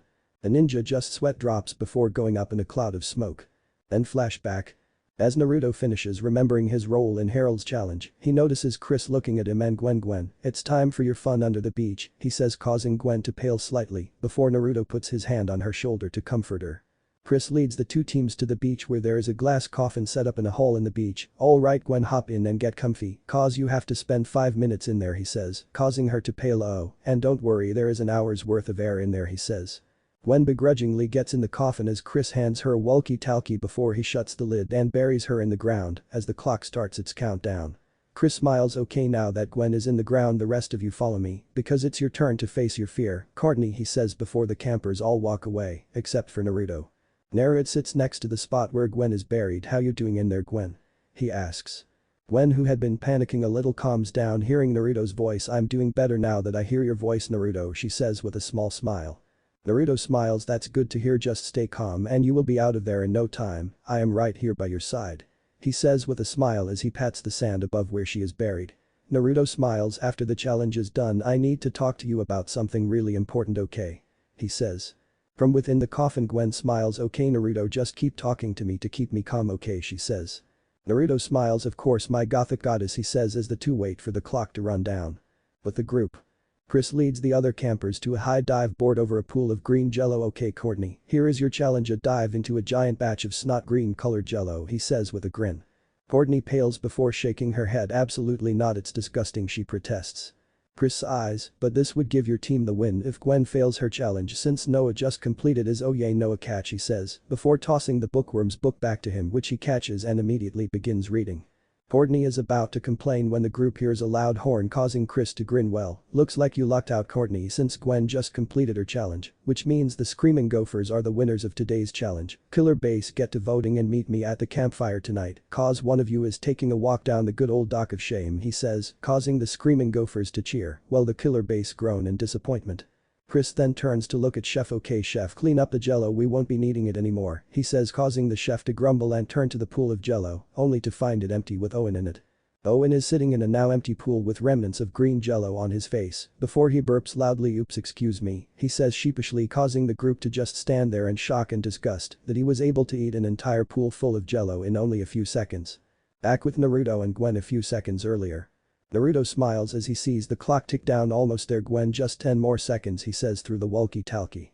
Gwen smiles. Okay, Naruto, but as soon as it runs out, get me out of here, she says. Naruto smiles. Of course, Gwen. Now 5, 4, 3, 2, 1, 0. He counts down as the clock runs down and a horn sounds signaling that she completed the challenge. Naruto quickly digs her out of the beach and opens the coffin right before she flies out of it and wraps her arms around him and cries softly into his chest. Naruto warps his arms around her and whispers soothing words into her ear until she calms down and pulls away from him with a smile before giving him a quick peck on the lips. Now what do we need to talk about, she asks before Naruto begins telling her about his talk with Lindsay. Later that night at the campfire ceremony. The Killer Base are gathered around the campfire with Chris standing across from them next to Chef, who is holding a tray of marshmallows. Killer Base, welcome to the campfire ceremony, each of you have voted, and after tallying the votes up, one of you will be walking the dock of shame tonight, never to return, he says with a smile. Chris chuckles. Okay, so those who are safe and get the fluffy deliciousness of safety are Eva, Beth, Duncan, DJ, Katie, Sadie, Jeff, and Bridget, he says, tossing each of those whose names he called a marshmallow. Tyler and Courtney begin to get nervous as their names aren't called before Chris smiles, so it's down to Tyler and Courtney, both of who let down the team. Tyler, you failed to face your fear of chickens, which is just sad. Courtney, you also failed to complete your challenge, however in the end it didn't really matter since Gwen overcame her fear, giving her team the win, and it is because of this that you are safe. He says, tossing her a marshmallow. Chris looks to Tyler and shrugs. Tyler, bro, looks like this is as far as you go, sorry bud. Not really, he says before snickering as Chef picks the clumsy jock up and throws him into the boat before it leaves. The remaining Killer Base leave the campfire pit. Chris turns to the camera and smiles. Well, today was a lot of fun, some campers overcame their fear, others chickened out, he says before chuckling as he hears Tyler scream from the boat, followed by the sounds of a bunch of chickens crowing. Chris smiles. Well, that's it for this week, but stay tuned next week to find out what sort of sick twisted challenge I will put our lucky campers through next and who will be the next to walk the dock of shame on Total Drama Island. He says. Near the washrooms. Naruto and Gwen were standing across from a nervous Lindsay until Gwen smiles. Would you like to be my friend, Lindsay? The goth girl asks, causing Lindsay's eyes to widen in shock. Lindsay looks at Naruto, who is smiling and nodding at her, causing a few tears to run down her cheeks as she nods her head happily and hugs Gwen. Naruto watches the two new friends and smiles as he thinks, I am happy for you, Lindsay, and just know that Gwen and I will never stop being friends with you, he thinks before the smiling faces of Hinata and Anko flash in his mind for a second before he is pulled into the hug by Lindsay. End chapter 4. Dock of Shame. Chris turns to the camera with a smile on his face. Welcome back to another episode of Total Drama Island. Last week the campers were forced to face their biggest fears. Some of the campers faced their fears while others chickened out, but ultimately the Screaming Gophers won the challenge. In a dramatic campfire ceremony, the killer base voted Tyler off for his failure in facing his fear of chickens, Chris says, chuckling at the end. Chris walks to the end of the dock before looking back at the camera. What sadistic challenge will the campers face next? Who will be the next to walk the dock of shame? Find out the answer to all these questions in this week's drama-filled episode of Total Drama Island. He says as the camera zooms out. Theme song and intro. Naruto was sitting on the roof of the boys' cabin watching the sunrise as he thought about the last couple of days. After the Phobia Factor challenge, he and Gwen had spent most of their time hanging out with Lindsay.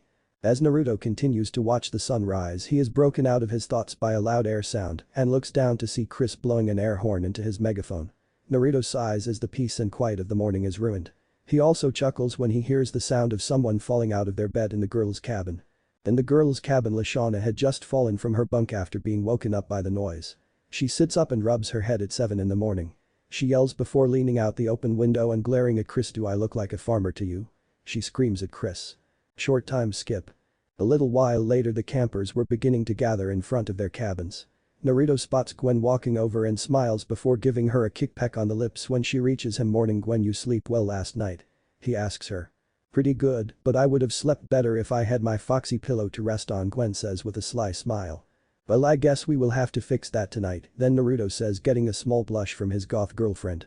The two then spot Lindsay walking towards them and smile. "Good morning, Lindsay," Naruto says with a smile, as Gwen also waves at the girl.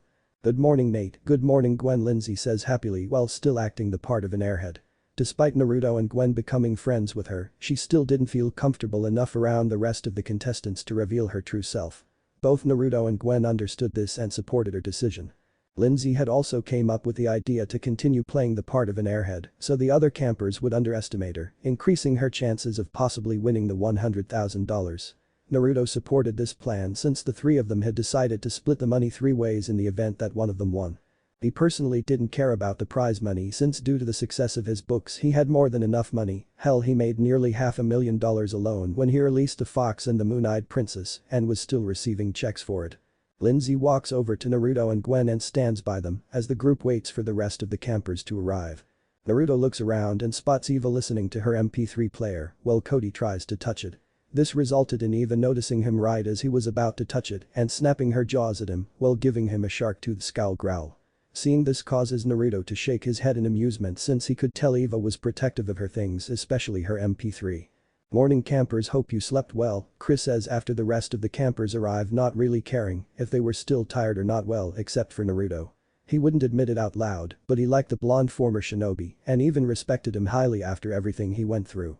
"Hi Chris, you look really buff in those shorts," Heather compliments, while several campers stifle a chuckle since the shorts did not complement his calves.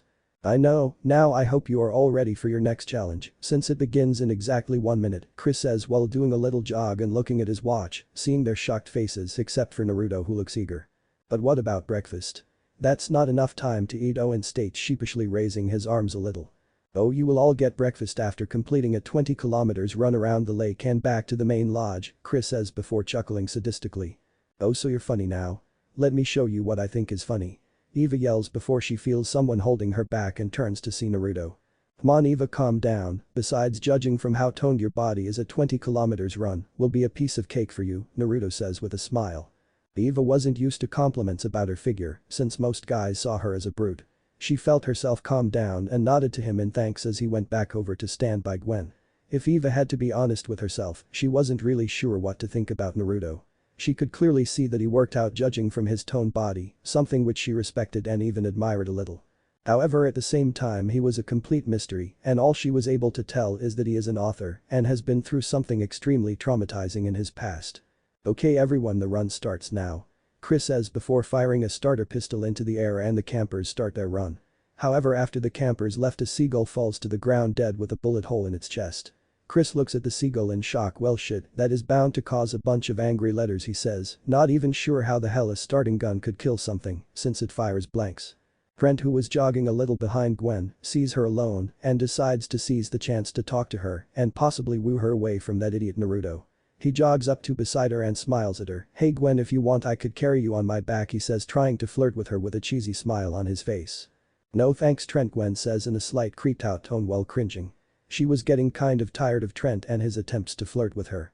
The last couple of days he had tried flirting with her multiple times, despite knowing that she was going out with Naruto, and it was getting really creepy. What made it even worse was that he would always try to flirt with her when Naruto wasn't around. Trent was about to say something when he spots Naruto catching up to the two of them and decides to run ahead. Naruto jogs up to beside Gwen and can tell something is wrong. What's wrong, Gwen? He asks. Trent tried flirting with me again, despite knowing that you and I are already going out, Gwen says with a slight scowl. Naruto's eyes narrow hearing this. You want me to talk to him? He asks, not liking the fact that Trent is still flirting with Gwen.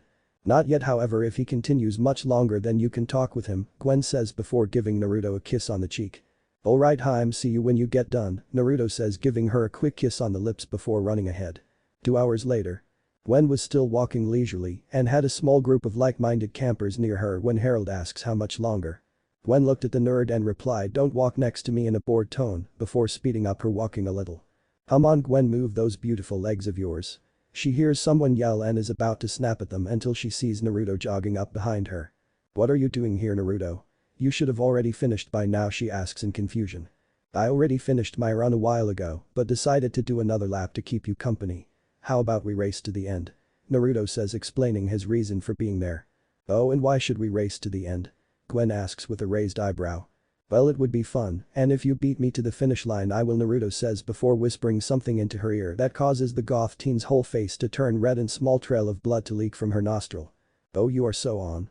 Gwen yells before running as fast as she could with Naruto right by her side. As the two got closer to the lodge, Naruto began to pull ahead and looked back over his shoulder to see how close Gwen was. However, in doing this he didn't see Lindsay walk into his path, which resulted in the two colliding and falling to the ground. However, the fall caused both blondes to end up kissing, and when they landed on the ground, Naruto unknowingly had his right hand on Lindsay's chest. After a moment the two realized the embarrassing position they were in, and Naruto shot to his feet with a blush on his face. I am really sorry Lindsay, I wasn't looking where I was going. He yells an apology for not only knocking the girl down, but also kissing her and feeling up her chest. Lindsay quickly gets to her feet and dusts herself off with a slight blush on her cheeks. It's okay Naruto, it was an accident, she says quickly, before spotting Gwen running up to them and excuses herself. As Lindsay runs off she thinks, oh no, we kissed right in front of Gwen even if it was by accident. I really hope that she isn't mad at me for kissing Naruto, it did feel really good kissing him though, and that was my first kiss, she thinks to herself dreamily before touching her lips. Gwen had seen the two blondes collide and rushed over to them, worried they may have been injured. While she was shocked by the way they landed, she wasn't mad since it was clearly an accident. She spots Lindsay running on off with a slight blush and dazed look in her eyes as she touches her lips. Seeing this, Gwen begins to think, I wonder if Lindsay may be starting to like Naruto as more than a friend. If that is the case then I will have to talk with her about her joining the relationship. Naruto turns to see Gwen standing behind him and pales. Gwen, Haim, it was an accident, he says, hoping she didn't think he was cheating on her. Oh, I know that, my foxy ninja, I saw the whole thing, she says with a smile before running past him with a smile on her face and into the lodge where the rest of the campers were. Naruto stands there for a moment before sighing in relief that Gwen did misinterpret the situation. However, he suddenly realizes that she just used the situation to win their race, causing him to smirk. Oh, you sneaky minx, he says before running into the lodge. A few hours while after Naruto enters the mess hall, the doors fly open, revealing Owen carrying an unconscious Noah over his shoulder. Clear a table stat. Owen yells before throwing Noah onto the table and preparing to perform CPR on the teen. Don't you dare. Noah yells, waking up just in time to see Owen's face inches from his own. Nice of you guys to finally join us, he says, spotting the last few campers, which consisted of Harold, Beth, along with the aforementioned Owen and Noah, finally arrive. Wait, so the Gophers won? Harold asks since he was the last person to enter the lodge. Oh, that wasn't the challenge, Chris says with the same annoying smirk that the campers have become accustomed to. Who's hungry? He yells before pulling a sheet down, revealing a huge buffet of delicious-looking food including multiple turkeys, mashed potatoes, gravy, various casseroles, various other delicious-looking dishes, and finally many bowls of ramen. Confession cam. After nearly 2 weeks of brown slop, I nearly cried when I saw that buffet, Gwen says, her voice full of emotion. Static. And then I saw the buffet table, it was just so heavenly looking. Owen says, wiping a few tears before listing some of the various dishes before he begins sobbing again. Can you give me a minute, he says with a sob. Confession cam end. It was basically a massacre, and the food stood no chance of survival in the face of the starving campers. Many of the campers stood or sat with bloated bellies full to the brim with food. However, off to the side one person was still eating at an unbelievable pace. How can he still be eating? Jeff asks in shock as the group watches Naruto finish another bowl of ramen and add it to the top of one of the multiple stacks surrounding him. 25, 56, 78, 94, 114, 124. Cody says, counting the bowls stacked up around the blonde just as he finishes his last bowl. Now that was some really good ramen. Naruto says, patting his stomach and adding the now empty bowl to one of the stacks, making it a total of 125 bowls of ramen that he had consumed. Dude, how did you eat 125 bowls of ramen in a single sitting? Duncan yells in disbelief. I really like ramen and haven't had any really good ramen in a long time. By the way, chef, excellent job, it was delicious. Naruto explains before thanking chef for the meal. Chef, who had just came to get the last of the empty bowls, nods his head in respect before heading back into the kitchen. Okay kiddies, time for part 2 of your challenge. Chris says, enjoying the looks of misery and displeasure on their faces. I thought eating was the second part of the challenge. Owen whines with a stuffed face, not pleased at all with the new revelation. What more do you want from us? Gwen says to Chris with a pleading look on her face. Weird goth girl is right. Heather says while rubbing her bloated belly. Yeah, Gwen is right, haven't we been through enough? Naruto agrees, looking the same as he was before eating despite eating enough ramen to feed a small high school. Let me think about that, nope. Now it's time for the Awakeathon. Chris says with a sadistic smirk on his face. The what-a-thon? Owen asks, not sure about what Chris is talking about. The Awakeathon. A contest to see who will be the last camper awake and win invincibility for their team, Chris replied, explaining what the Awakeathon will entail. So basically the 20k on and the turkey eating frenzy were part of your sadistic evil plan to make it harder for us to stay awake. Gwen asks the host that the group is beginning to think might in fact be pure evil. That's right, Gwen, Chris replies through his megaphone. I have to hand it to him, that's pretty good, Naruto says, impressed by Chris's plan to make it harder for them to stay awake was not only pretty good but also pretty sadistic. Alright, enough chatter, move. Chris says, shooing them out of the main lodge. So how long do you think it will be before everyone is out cold? Naruto asks as he walks up to Gwen on their way out. Probably around 2 hours at most, maybe less, Gwen answers after seeing the state Owen was in. Campfire pit Awakeathon. We are 12 hours in, and all the campers are still wide awake, Chris says, as if he was narrating a wildlife documentary. Woohoo, stay awake 12 hours, I can do that in my sleep. Owen says enthusiastically right before he collapses to the ground fast asleep. Confession cam. The Awakeathon is definitely the most brutal thing I have ever done in my life, Gwen says with a groan as she begins to feel a headache forming. Static. I don't mean to brag, but I have this challenge in the bag since I have stayed up for nearly a whole week straight once, Naruto says with a smirk, not looking even remotely tired. Confession cam end. This is the most boring thing I have ever done in my life, Gwen says, sounding bored obviously. Well, it could be worse, Naruto says with a chuckle as he rubs Gwen's back while secretly using his chakra to get rid of some of her exhaustion. Oh yeah, how could it be worse? Gwen asks while she begins feeling like some of her exhaustion is being sucked away. Well, I could be stuck here with you to talk to and spend time with, Naruto says before giving her cheek a kiss, causing her to blush slightly. Trent, seeing this, grinds his teeth while seething in rage and jealousy as he promises himself to get Naruto voted off as soon as possible. Confession cam. So my strategy is to get 2 other campers to form an alliance with me and take to the final 3. The only question is, who can I find that is either desperate or dumb enough to do whatever I say? Heather says while looking at the camera. Confession cam end. What are you doing? Gwen asks Lindsay, who was doing a handstand. However, in her head she thought looks like Lindsay is trying to get the attention of those who would want to form an alliance and manipulate people in said alliance, as a small smirk comes to her face. I am trying to get the blood to rush to my head so I can stay awake, I think it's working, Lindsay says, while thinking looks like Gwen has already figured out my plan when she sees the tiny smirk on Gwen's face. Can I try? Beth asks eagerly. Sure, Lindsay says while still trying to balance herself on her head. Perfect, Heather says, seeing this while thinking she has found the 2 people for her alliance, even though one of them is on the other team it could still work. Heather smiles at the 2 Lindsay. Beth, could I talk to the 2 of you? She asks, sounding sincere. Sure, Lindsay says, still trying to balance herself while thinking hook, line, sinker.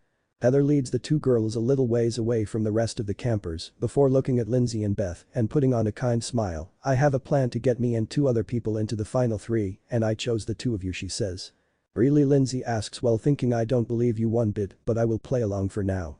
Besides, I already have plans with Naruto and Gwen. You should know that this is a very big deal and I am placing my trust in you, and trust is a 2-way street. So you will do everything I say, Heather asks them. Sure. We're going to the final 3, Lindsay says before her and Beth squeal in excitement, causing Heather to cringe. Confession cam. Oh my gosh, Heather is taking me to the final 3. I am going to the final 3. I wonder what will happen then, Beth says excitedly. Confession cam end. Speaking of alliances, you know who I think is really cute? Lindsay says, playing along while discreetly looking at Naruto. Oh no, you can't date him, Heather declares, thinking that Lindsay was talking about Jeff since he was sitting right a little ways behind Naruto, which was the direction Lindsay was looking in. Why not? Lindsay asks, feigning ignorance. Because he is on the other team and you can't inter-team date, it is against the alliance rules, Heather says. There are rules? Beth asked curiously. Remember what I said about trust? You can always leave, but if you do I can't protect you from being eliminated, Heather says, trying to manipulate the two girls. No, I want to be a part of the alliance. Lindsay says, pretending to act as if she really wants to be in the alliance while she thinks for now with a mental smirk. But then it's settled, Heather says with smug smirk. Confession cam. Heather thinks she is the one in control, but she has no idea that Naruto, Gwen, and I, while having become friends, have also formed a secret alliance, Lindsay says with a smile. Her smile begins to fade though, although I think I might be falling for Naruto. He is really nice and caring and was even able to see through my mask. But he is with Gwen, and I can't just come between them, especially not after everything they had done for me and because they are my first real friends in years, Lindsay says sadly. Confession cam end. Back at the campfire pit. Heather, Lindsay, and Beth rejoin the rest of the group at the campfire pit. Lindsay looks over to where Naruto is doing some one-handed handstand push-ups. Naruto finishes his set and hops onto his feet before wiping his forehead of sweat. He then takes off his shirt to cool off, which in turn shows off his glistening chiseled chest, which more than a few of the female campers blush seeing it. Naruto looks around and sees Lindsay standing by Beth, causing him to smile before waving at her. Lindsay, who was already blushing slightly after seeing Naruto's chest, blushes even more and waves back shyly. I am going to the bathroom, Eva says before getting up and pocketing her MP3, however she didn't know it fell out. Heather, seeing this, stealthily picks it up while pretending to stretch. Time skipped to 24 hours into the Awakeathon. There were currently 8 gophers and 9 killer bays still awake. Congratulations campers, we are 24 hours into the Awakeathon. We are going to take it up a notch with some fairy tales, Chris says, enjoying the displeasure of everyone minus those who were asleep. Oh, you have to be joking, Gwen says, not liking the sound of listening to fairy tales of all things. Once upon a time in a boring kingdom, there were many boring and sleepy children who did very boring things, Chris begins to read. Many of the campers were beginning to get sleepy, however none of them fell asleep. However, that changed when Chef jumped out wearing out pink tutu while dancing to the Nutcracker and sprinkling dust on people, which left 8 for the gophers and 8 for the killer bay still awake. Oh, that is just wrong, Naruto says with a pale face after seeing Chef dancing around in his pink tutu, which did not look good on his body type. Time skipped to 40 hours into the Awakeathon.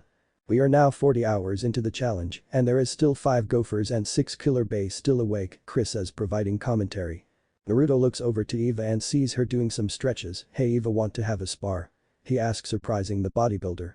Sure, why not, Eva says before getting up and walking over to Naruto, and the two begin to spar. Eva throws a punch at Naruto's face, which he deflects to his right before throwing a punch at her shoulder. Eva skids back a few inches from the impact of the punch before lunging with a strike aimed at Naruto's chest, only to pull a feint and attempt to sweep his right leg. Naruto, seeing the sweep coming, jumps over Eva's leg and flips over her before landing a hit on her back, causing her to stumble forward a little bit. Eva turns around to face Naruto and lunges at him with a flurry of punches that continues to deflect, causing her to get frustrated. The two continue to spar for several more minutes, with Eva getting more frustrated at not being able to land a hit on Naruto. Naruto decides to end the spar by grabbing Eva's extended arm after she throws a punch and flipping her over his shoulder, where she then slams into the ground. Naruto turns to the down bodybuilder and offers her his hand. That was a good spar, Eva. I haven't had a good workout like that in a long time, he compliments, helping the girl up. Agreed, but why wasn't I able to hit you even once? Eva asks, still a little frustrated that she wasn't able to hit him. I have been training in martial arts since I was around 5 years old and am probably around the level of a master. However, you are very good and if you want I could train you sometime. Naruto says with a smile as he offers to help the bodybuilder. Sounds good to me, Eva says with a small smile, happy about having someone strong to train with. Gwen was watching the spar between Naruto and Eva when she notices Trent walk up and sit next to her, causing her to sigh. Hey Gwen, want to play 20 questions to pass the time? Trent asks, trying to get to know the goth girl better in order to steal her away from Naruto. Fine, Gwen says, forcing a small smile as she was really getting tired of Trent's attempts to get her to break up with Naruto. Okay, favorite color? Trent asks. Midnight Blue, Gwen answers before cringing as Trent mentions he had a hunch it was that. And I can't remember the whole conversation between the two, so I will just skip to the last two questions. Okay, favorite song, Trent questions. Brown by Bring Me the Horizon, Gwen answers tiredly, not knowing that Naruto heard her and made a mental note to play it for her sometime. What's yours? Gwen asks, not really caring as she just wished Trent would hurry up and leave her alone. She Will Be Loved by Maroon 5, Trent says cockily, thinking that this will score him some points with her, since it is a love song. Gwen yawned hearing this as she was getting tired from having to put up with Trent. Trent however thought she was just getting tired and decided to play the White Knight Don't Fall Asleep on Me, quick favorite movie moment he says. The end of that road trip movie where the guy ends up with the three girls, she says, hoping he will think it was weird and leave her alone. It didn't. I knew you liked that one, Trent says with a chuckle and is about to ask her another question only to freeze when Owen sleepwalks past them completely naked. Confession cam. Have I mentioned that I ate the whole thing of baked beans and maple syrup? Funny thing about baked beans, they make me sleepwalk, Owen says with a chuckle while looking sheepish. Confession cam end. They even sleep together, Trent says while looking at the sleeping forms of Katie and Sadie. However, Gwen thought he was talking about the characters from the movie she liked. So what if they sleep together? They all loved each other, and as long as everyone was okay with it, I don't see anything wrong with it. That way nobody suffers a broken heart from not being chosen, Gwen says with a glare. She really didn't like how Trent was acting since she knew about Naruto's past and his past relationships. Gwen decides she has had enough of Trent and gets up before walking away, leaving him completely confused by her actions. Time skipped to 72 hours into the challenge. By this point almost everyone had fallen asleep with only Naruto, Gwen, and Heather awake for the Gophers, and only Duncan and Eva awake for the base. However, this was soon going to change since Chris was getting annoyed that a bunch of campers were still awake. Dude, it worked, Duncan says as he notices Harold pissing his pants due to having his hand placed in a bowl of warm water. Seeing this causes Duncan to laugh, waking Harold up, who notices his soiled pants and runs off while glaring at Duncan. Hearing the commotion, the rest of the campers started to wake up, except for those who were still awake. Alright, you five stay here while the rest of you go hit the showers, you seriously stink, Chris says to the group as everyone minus Naruto, Gwen, Heather, Duncan and Eva head to the washrooms. Chris looks at the 5 remaining campers and sighs, I really didn't want it to come to this. I told Chef that I didn't want to have to do this, but damn you campers are tough. So I came up with the most boring, sleep-inducing, mind-numbing thing I could find, he says, before pulling out a very thick book. Bring it on, I am not tired at all. Naruto yells, causing everyone to look at him in shock because just like he said, he doesn't look tired at all. The History of Canada pop-up book chapter 1. The beaver Chris is beginning to read, and for 2 agonizingly long hours, he reads about the history of Canada, resulting in Heather and Eva falling asleep, leaving just Naruto and Gwen for the Gophers and Duncan for the base. Okay campers, time for a bathroom break, any takers? Chris asks.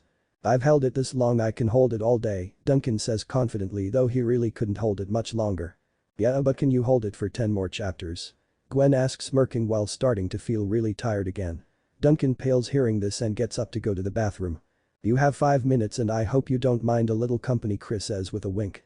Fine, but they better stay out of the stall. Duncan yells as he continues on his way to the bathroom. Stalls? Duncan, dude.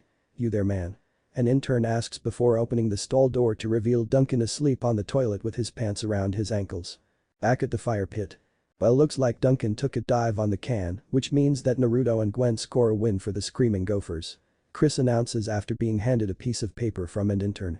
After Chris announced them as the winners, Gwen passes out only for Naruto to catch her with a smile on his face. Sleep tight, Haim, you deserve it, he says with a smile before kissing her forehead as he carried her off to her cabin. As he carried her, Gwen snuggled into his embrace with her head resting against his chest, listening to his heartbeat as she drifted off to sleep. A few hours later, outside the cabins. A scream of rage can be heard coming from the girls' cabin before a suitcase goes flying out the cabin door. Where is my MP3? I need my music. I bet one of you took IT. Eva yells before storming out of the girls' cabin and glaring at the group. Eva, just calm down, I will help you look for it, Naruto says, trying to calm the girl down before she does something that could get her in trouble. Eva glares at Naruto for a moment before taking a deep breath to calm herself. Okay Naruto, and thank you, she says. Hey guys, wow, this place looks like a tornado hit it, Heather says smugly as she walks up to the group. Yeah, it looks like someone may have swiped Eva's MP3, Courtney says while pointing towards the cabin. Oh, you mean this thing? I found it over by the campfire pit, I was wondering who it belonged to. Heather says, showing she has Eva's MP3 player in her hand. Naruto narrows his eyes seeing this as it seemed too convenient that Heather just happened to stumble across Eva's MP3 player after the bodybuilder goes on a rampage. "Oh, you found it. Thank you, thank you, thank you." Eva yells as she runs over to Heather and takes her MP3 player. "Sure, no problem," Heather says before walking off with a smirk on her face unknown to the other campers. Confession cam. They're in a team against one of their own players, one of the oldest and easiest tricks in the book, Heather says with a smug smirk. Confession cam end.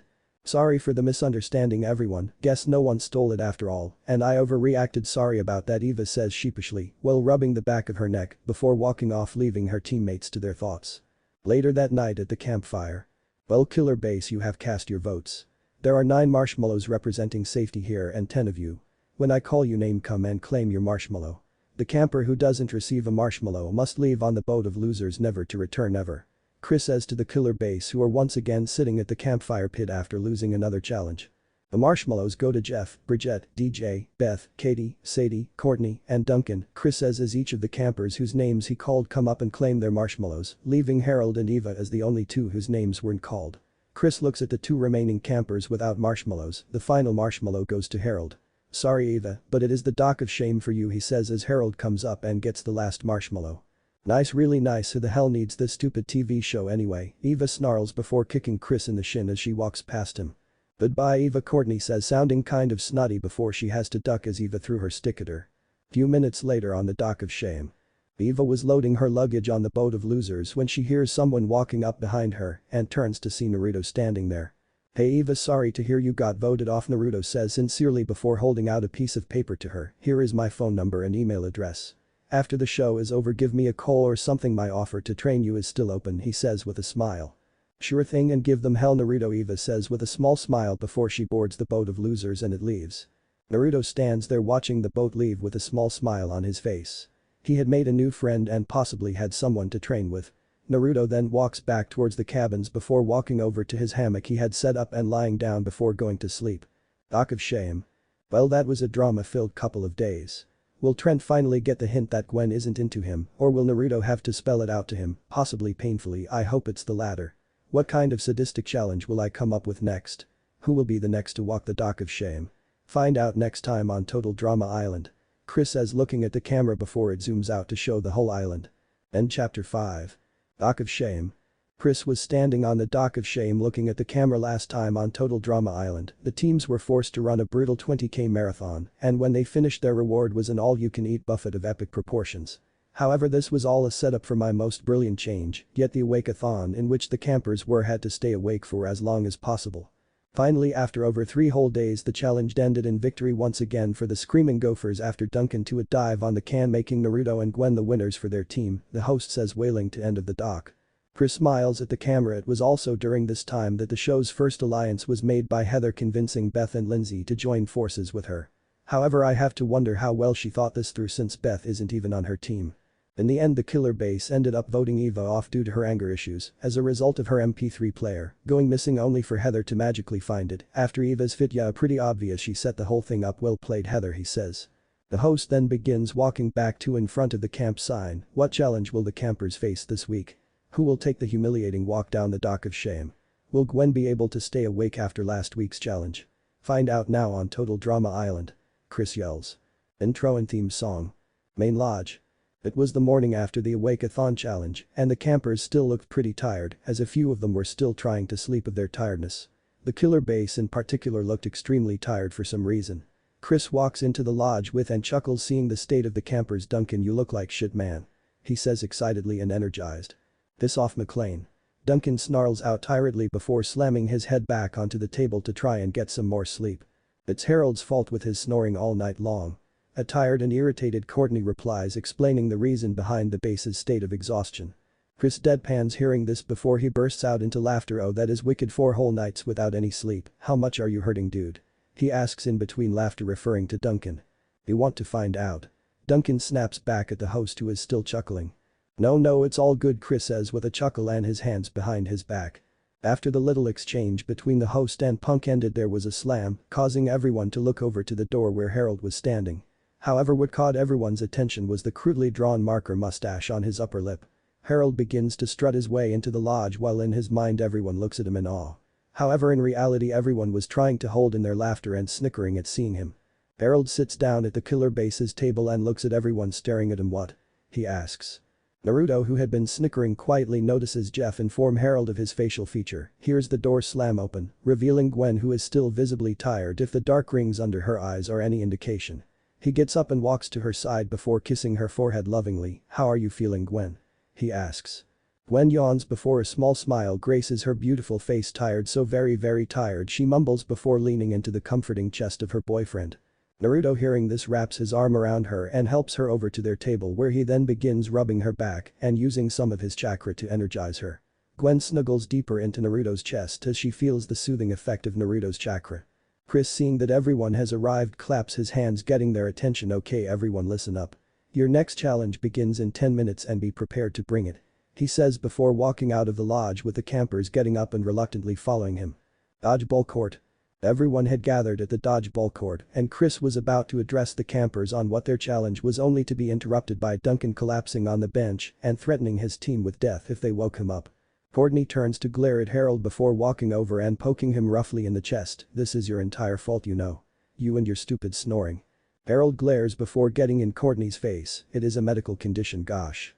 He snaps back before being roughly pulled back by the collar by DJ, surprisingly. However, before another argument can start, Chef, who is dressed up as a referee, blows his whistle hard, gathering everyone's attention. Chris smiles seeing this. "Thank you, Chef. Now that I have your attention, today's challenge is a good old-fashioned game of dodgeball. Now the first rule of dodgeball is," he begins. "Do not talk about dodgeball," Noah says with a lazy smirk. "If you can dodge a wrench, you can dodge a ball," Naruto says, causing everyone to look at him with a deadpan expression. "What? It's true, you know, just like the saying, if you can dodge a kunai, you can dodge a wrench," he says before shuddering involuntarily at the memories of Anko helping him with his agility training. He loved Anko dearly, but if there was one thing he would have changed about her, it would have been her tendency to classify agility training as him running for his life as she hurled kunai and shuriken at him in random intervals. After a few moments of awkward silence, Chris clears his throat. "Well, moving on. If you get hit with a ball," he says right before throwing the ball in his hand with all his strength. There is a moment of silence as everyone turns their heads to see that the ball nails Noah in the family jewels, causing him to let out a high-pitched scream and fall to his knees while cupping his poor balls. Chris smirks a little sadistically seeing this. "You are out," he says. "It's official, I hate you." Noah wheezes out in pain as Jeff picks up the ball and tosses it back to Chris, who catches it. Chris tosses the ball back and forth in his hands. "If you catch the ball, the thrower is out and the catcher gets to bring in one member from their team. If you are holding a ball, you can use it to deflect an incoming ball. However, if you drop your ball, then you are out," he says, finishing up his explanation of the rules. Lindsay, deciding to play up her deception as an airhead, then asks, "So what am I supposed to do when a ball comes at me?" She asks innocently right before a ball comes sailing at her face and would have hit her had it not been caught at the last second by Naruto. Lindsay smiles and thanks with a slight blush on her cheeks at Naruto as he smiles back. "Aw, come on, Naruto, it was supposed to hit her," Chris whines, while inwardly chuckling when he sees the expression on Lindsay's face and the look in her eyes.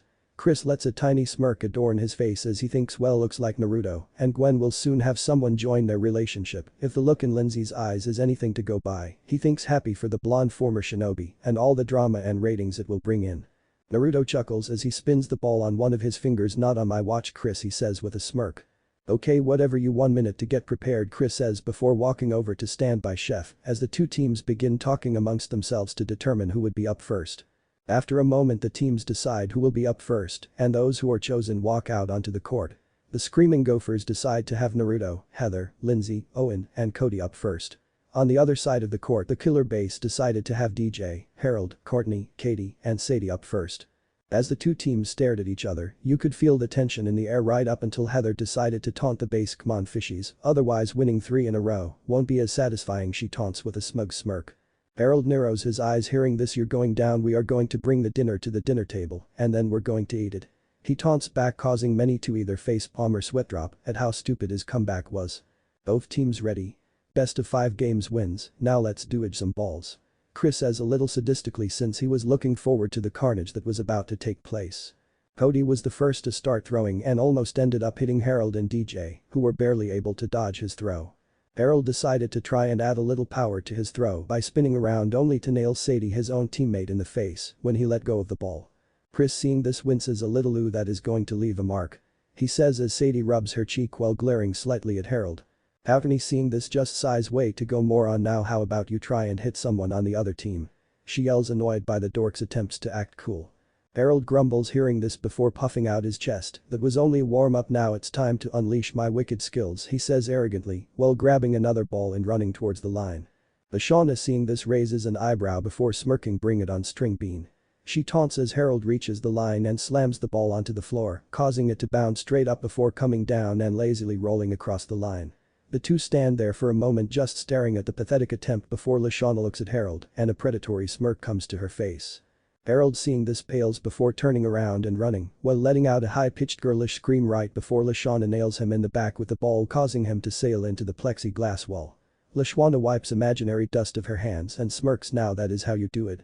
She yells as Harold stumbles to his feet and walks over to his team's bench, making the leaving 4 screaming gophers and 3 killer base since Owen and Sadie had just got each other out.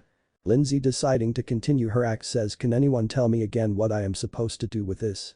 Sounding confused right before nearly getting hit in the face by a ball that Katie threw if it weren't for Naruto deflecting it with his ball. Lindsay smiles at Naruto for the save only to fall forward as the ball ricochets off the wall behind her and hits her in the back of the head. Naruto helps her to her feet with a small smile before she makes her way over to the Gophers bench, leaving 3 people still in on each team. Naruto decides to finally get in the game and winds up before throwing his ball. It sails through the air faster than anyone can see and nearly hits DJ in the head, but whizzes by. It continues to sail through the air and actually breaks through the plexiglass wall, leaving a hole the size of the ball before continuing on into the horizon. Everyone just freezes seeing this and looks to the hole in the wall in utter disbelief. They then look at DJ who is frozen in place, his face paler than a sheet and visibly shaking from the close call. Everyone then turns to look at Naruto who is rubbing the back of his neck while smiling sheepishly. Oops, sorry about that, I guess I used too much strength, he says casually, causing everyone to adopt a you think look on their faces.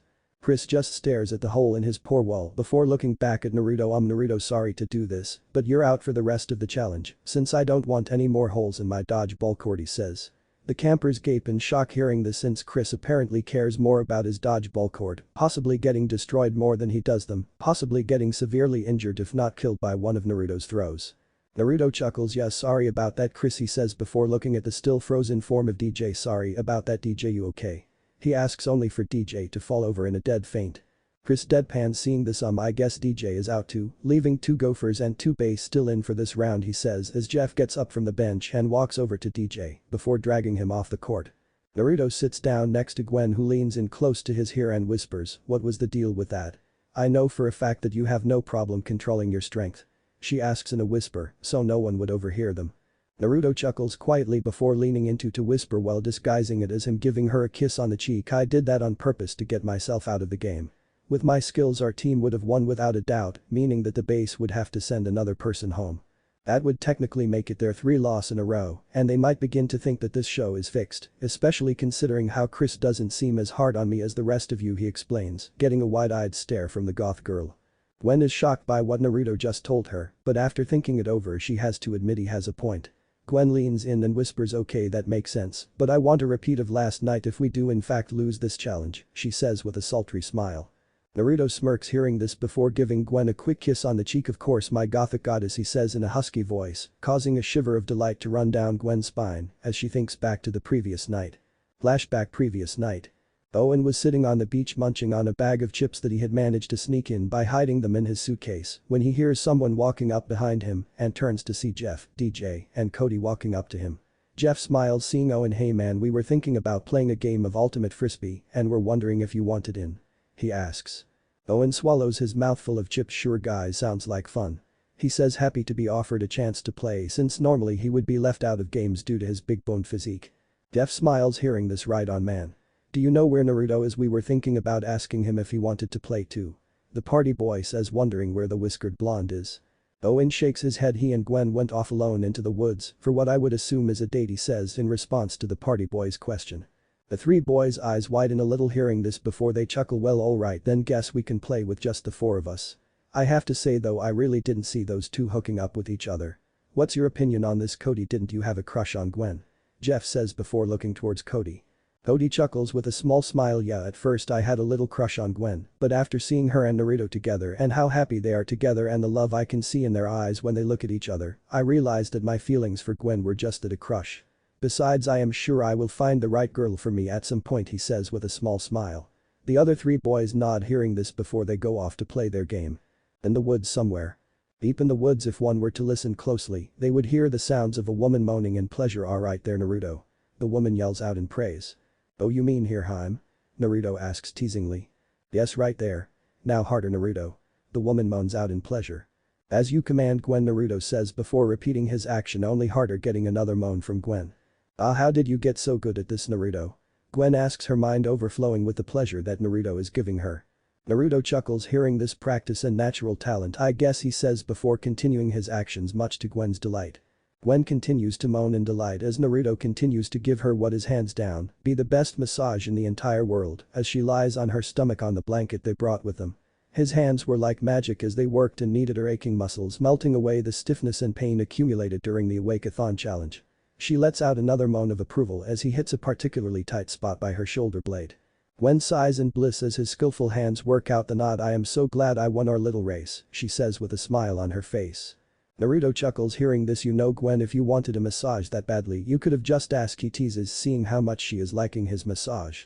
Gwen just nods absent-mindedly. I would be sure to do that next time, she says, trailing off as her eyes close and she falls asleep. Naruto seeing this smiles lovingly. Well, seems like she got so relaxed she fell asleep, he says with a chuckle before gently lifting her up and carrying her bridal style as he walks her back towards their cabin. Then flashback. Gwen is snapped out of her thoughts when she hears a whistle blow and sees the rest of her team cheering while the killer bees sulk. Gwen blinks owlishly seeing this and turns to Naruto. What happened? She asks in confusion, wondering what happened. Naruto chuckles. Well, after the game was restarted, our team managed to win the first match due to Cody using some pretty impressive tricks to get Katie and Courtney out. The round which just ended also ended up in our favor after Owen pretty much dominated the other team. However, a rather interesting thing that happened is that Heater nailed Jeff, who was out at the time, in the balls for some reason after Lindsay waved at me. Oh, and Lindsay got hit in the face a few times by a few of the balls and went off to go touch up her makeup. I also discreetly sent a clone to follow her and check to see if she was okay, and something really interesting happened, he says, explaining what happened while Gwen was out of it. Flashback a few minutes ago. Lindsay was walking towards the cabins after getting hit in the face by multiple dodgeballs, as indicated by the bruises on her face. She was almost at the cabin when she hears someone call her name and turns to see Naruto walking up behind her. Her eyes widen seeing this. Naruto, what are you doing here? She asks. Naruto smiles at her. I saw you were walking off and decided to see if you were alright, considering you got hit really bad a few times, he asks in concern. Lindsay's eyes widen a little hearing this before she smiles slightly. I am fine, it really doesn't hurt that much anymore. I am more worried about any long-term damage to my face, though, she says looking down slightly. Naruto chuckles. Well, it is good to hear that you are feeling better, and as for any long-term damage, I doubt it would leave any, besides even if it did you would still be very beautiful, he says casually with a smile. Lindsay blushes a little hearing this and fiddles with her fingers, a habit of hers when she is really nervous. You really think I am beautiful? She asks shyly. Naruto nods his head with a smile. Of course I do, Lindsay. I would have to be an idiot or denser than a rock to not notice how beautiful you are both inside and outside. You have an amazing personality and are both kind, but also caring, he says, listing off why he thinks she is beautiful. Lindsay stands there with tears welling up in her eyes at hearing Naruto explain why he thinks she is beautiful. She always wanted to be seen for more than her external beauty, and Naruto had just done that. Lindsay could feel something whirl inside her before she flung herself at Naruto and kissed him deeply. Naruto was shocked by the sudden kiss, but instinctively wrapped his arms around Lindsay and held her close to him as he returned the kiss. A few moments later, Lindsay realized that what she was doing and abruptly ended the kiss. Lindsay stood there in shock at what she had just done. Oh no, what have I done? She asked herself in shock. She had gone and kissed Naruto, who was not only her best friend, but also the boyfriend of her other best friend. Lindsay attempted to run, but Naruto grabbed her wrist. Lindsay, wait. He says, trying to stop her from running off. Lindsay shakes her head with tears in her eyes. Let me go, Naruto, I kissed you, even though you are dating Gwen. She yells, trying to get away so she can just run and hide somewhere. She just wanted to go and cry to herself about ruining the first true friendship she has had in years.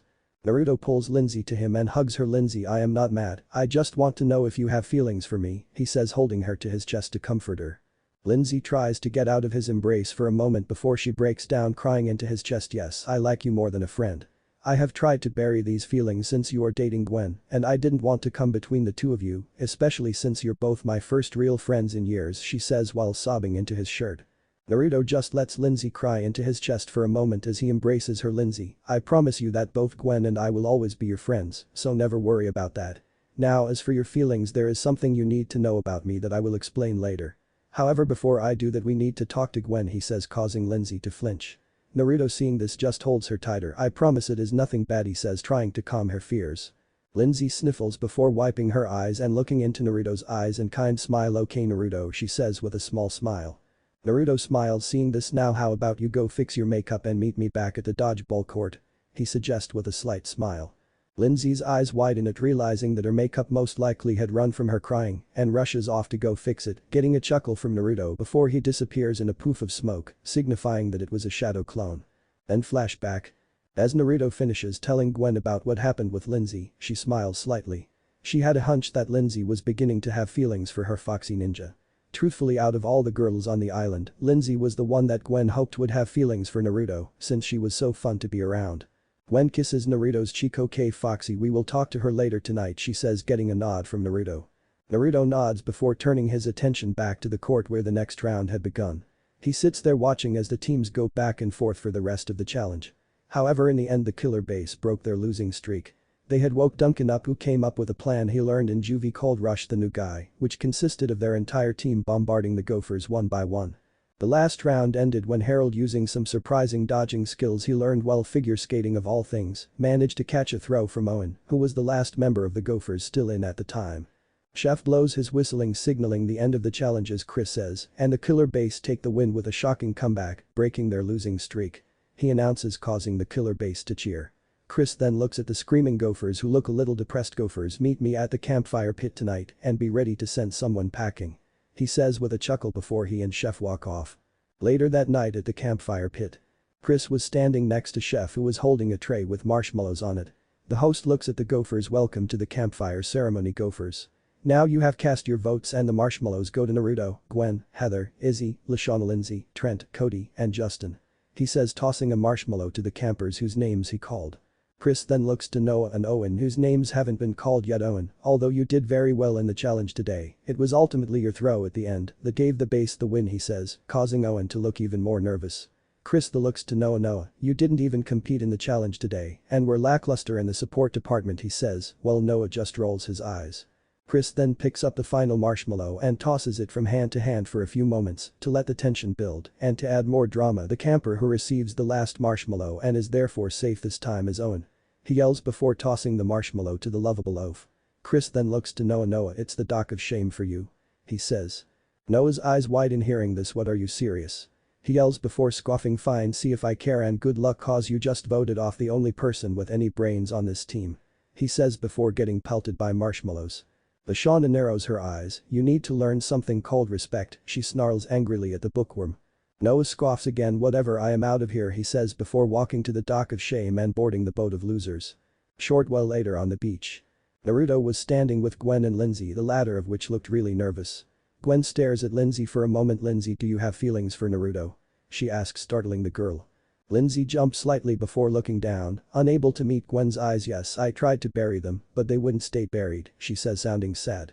Gwen smiles slightly hearing this. Lindsay, I am not mad at you for having feelings for Naruto. In fact, I was wondering if you wanted to join our relationship, she says, shocking Lindsay. Lindsay blinks owlishly well as she looks at Gwen with a slight blush on her cheeks. You mean like share him? She asks, unsure if she heard Gwen right. Gwen nods hearing this. Yes, that is what I mean. We would both be dating Naruto. You are one of my few friends and I don't want something like us having feelings for the same person to ruin that for us. Besides, Naruto has too much love to give for just a single person to hoard for themselves, she says, getting a nod from Naruto. Lindsay looks between Naruto and Gwen, her eyes glistening with unshed tears for a moment before running over to them and hugging the both. Naruto and Gwen are a little shocked by the sudden hug before they hug Lindsay back. After a few moments, Lindsay lets go and smiles at Naruto, who raises an eyebrow. So does this mean you want to be with us, Lindsay? He asks, only for Lindsay to crash her lips into his and kiss him deeply. For a few minutes the two just stand there kissing until Lindsay breaks the kiss. Does that answer your question, Naruto? She asks rhetorically with a smile before being hugged by Naruto and Gwen. Dock of shame. Chris was standing on the dock of shame. Well, today was chock full of drama. The killer base finally break their losing streak, earning their first win, and the Gophers send their first person home. What challenges will the campers face next? Who will be the next person to walk the dock of shame? Find out next time on Total Drama Island. He yells as the camera zooms out. End chapter 6. Last time on Total Drama Island, the campers were forced to play a brutal game of dodgeball. There were savage hits, bone-crushing falls, and severe damage to my brand new dodgeball court. Chris says looking at the camera before several clips of the last episode play ending with Naruto's damaging of the court. After everyone's favorite whiskered blonde was disqualified, the killer base were on the verge of yet another defeat when some clever prison strategy snatched their first win from the jaws of defeat. As a result, the Screaming Gophers were the unlucky participants of the marshmallow ceremony where they voted off No. Yeah, a real big shocker that the know-it-all bookworm with an attitude got the axe. Now with 19 campers still in the running for the $100,000, who will be the next to be voted off? Who will be the next to be injured? What brutal challenge will I force the campers face this week? Find out the answer to all these questions and more now on Total Drama Island. Chris says finishing his intro as the camera plays the show's intro and he walks off. Earl's cabin. The girls of the Screaming Gophers were still asleep in their bunks, Gwen in particular trying to squeeze a few more minutes of sleep in so she could finish a rather steamy dream she was having involving a certain spiky blonde when they were all unfortunately awoken by a rather loud voice. Okay, who's the wise girl that thought it cool to swipe my sun lotion? Leshawana loudly asked standing next to her bunk wearing her nearly see-through negligee and holding her bag of lotions in her hand. It wasn't me, but you can borrow some of my tanning lotion if you want. Lindsay says holding up a bottle of said lotion before her eyes widen. Oh no, I am almost out. That means I will need to tan like in the sun. She says in realization. The blonde bombshell's outburst woke up an unhappy Gwen who had almost reached the peak of her dream. Tragic, the goth muttered sleepily with a frown and sigh as she grabbed her journal and started writing in it. Wakey campers. Get your butts over to the amphitheater for today's challenge. The camp speakers suddenly crackled to life with Chris's voice, causing everyone to sigh as they went about getting ready. 15 minutes later. The campers had all made their way over to the building and were in the process of taking their seats on some wooden bleachers, waiting for Chris to arrive. Lindsay had taken to sitting with Beth and Heather to keep up her whole appearance of being in an alliance with them, while Naruto was sitting next to Gwen and everyone else was scattered about on their respective team sides. A few moments later Chris walked up onto the amphitheater stage. Welcome to our brand new, deluxe, state-of-the-art amphitheater. He says generously gesturing to what was literally a rinky-dink stage with a curtain and some stand lights.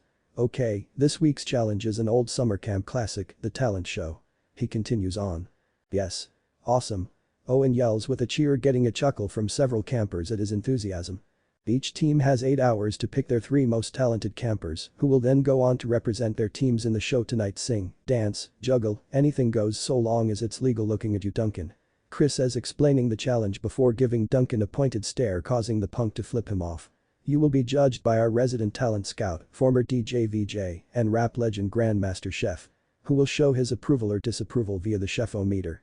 The host resumes, pointing over to Chef who was sitting at a table with a series of large numbered cards next to him. The team that loses will send one camper home tonight, so good luck. Chris finishes before walking off, leaving the campers to begin figuring out their plans for the challenge. Screaming Gophers. A loud whistle filled the air as Heather blew into a whistle. Okay, I am the team captain, so here is how it's going to work, she says, walking back and forth in front of the rest of the team as they sat on the steps of their cabin. Wait, who said you were team captain? Gwen asked with a raised eyebrow, not a fan of Heather being in charge. Lindsay, Beth, and I took a vote and I won, therefore I am team captain, Heather says, sticking her nose up with a smug smirk. I don't remember us voting. Lindsay says before Beth nudges her in the side with her elbow. Oh, do you mean when you told us to say you were the leader? Lindsay asks with wide eyes and a giggle. Wow, you told them to vote for you, that's super democratic, Gwen remarks with a roll of her eyes and a scoff. I don't know, seems more democratic than your average session of American politics, Trent says with a shrug uncaringly as he didn't care who the leader was. Trent, I don't think we should mention politics, Owen says, poking his fingers together nervously. Why not? Trent asks with a roll of his eyes. Because I imagine the show also airs in America, and if we trashed their politics for how ineffective or hypocritical they are at times, someone could get pissed and it could lead to a series of events resulting in the producers getting mad and thus Chris coming up with challenges that are insanely gross or challenging for us.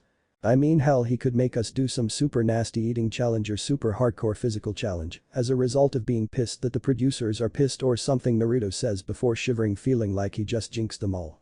You might be onto something there. Anyway, proceed with your power trip, Heather, Trent says with a wave of his hand, gesturing for her to continue. Right, so Beth, Lindsay and I will be the judges now, let's move it, people show us some talent, Heather snaps, causing the rest of the team to roll their eyes. Filler base.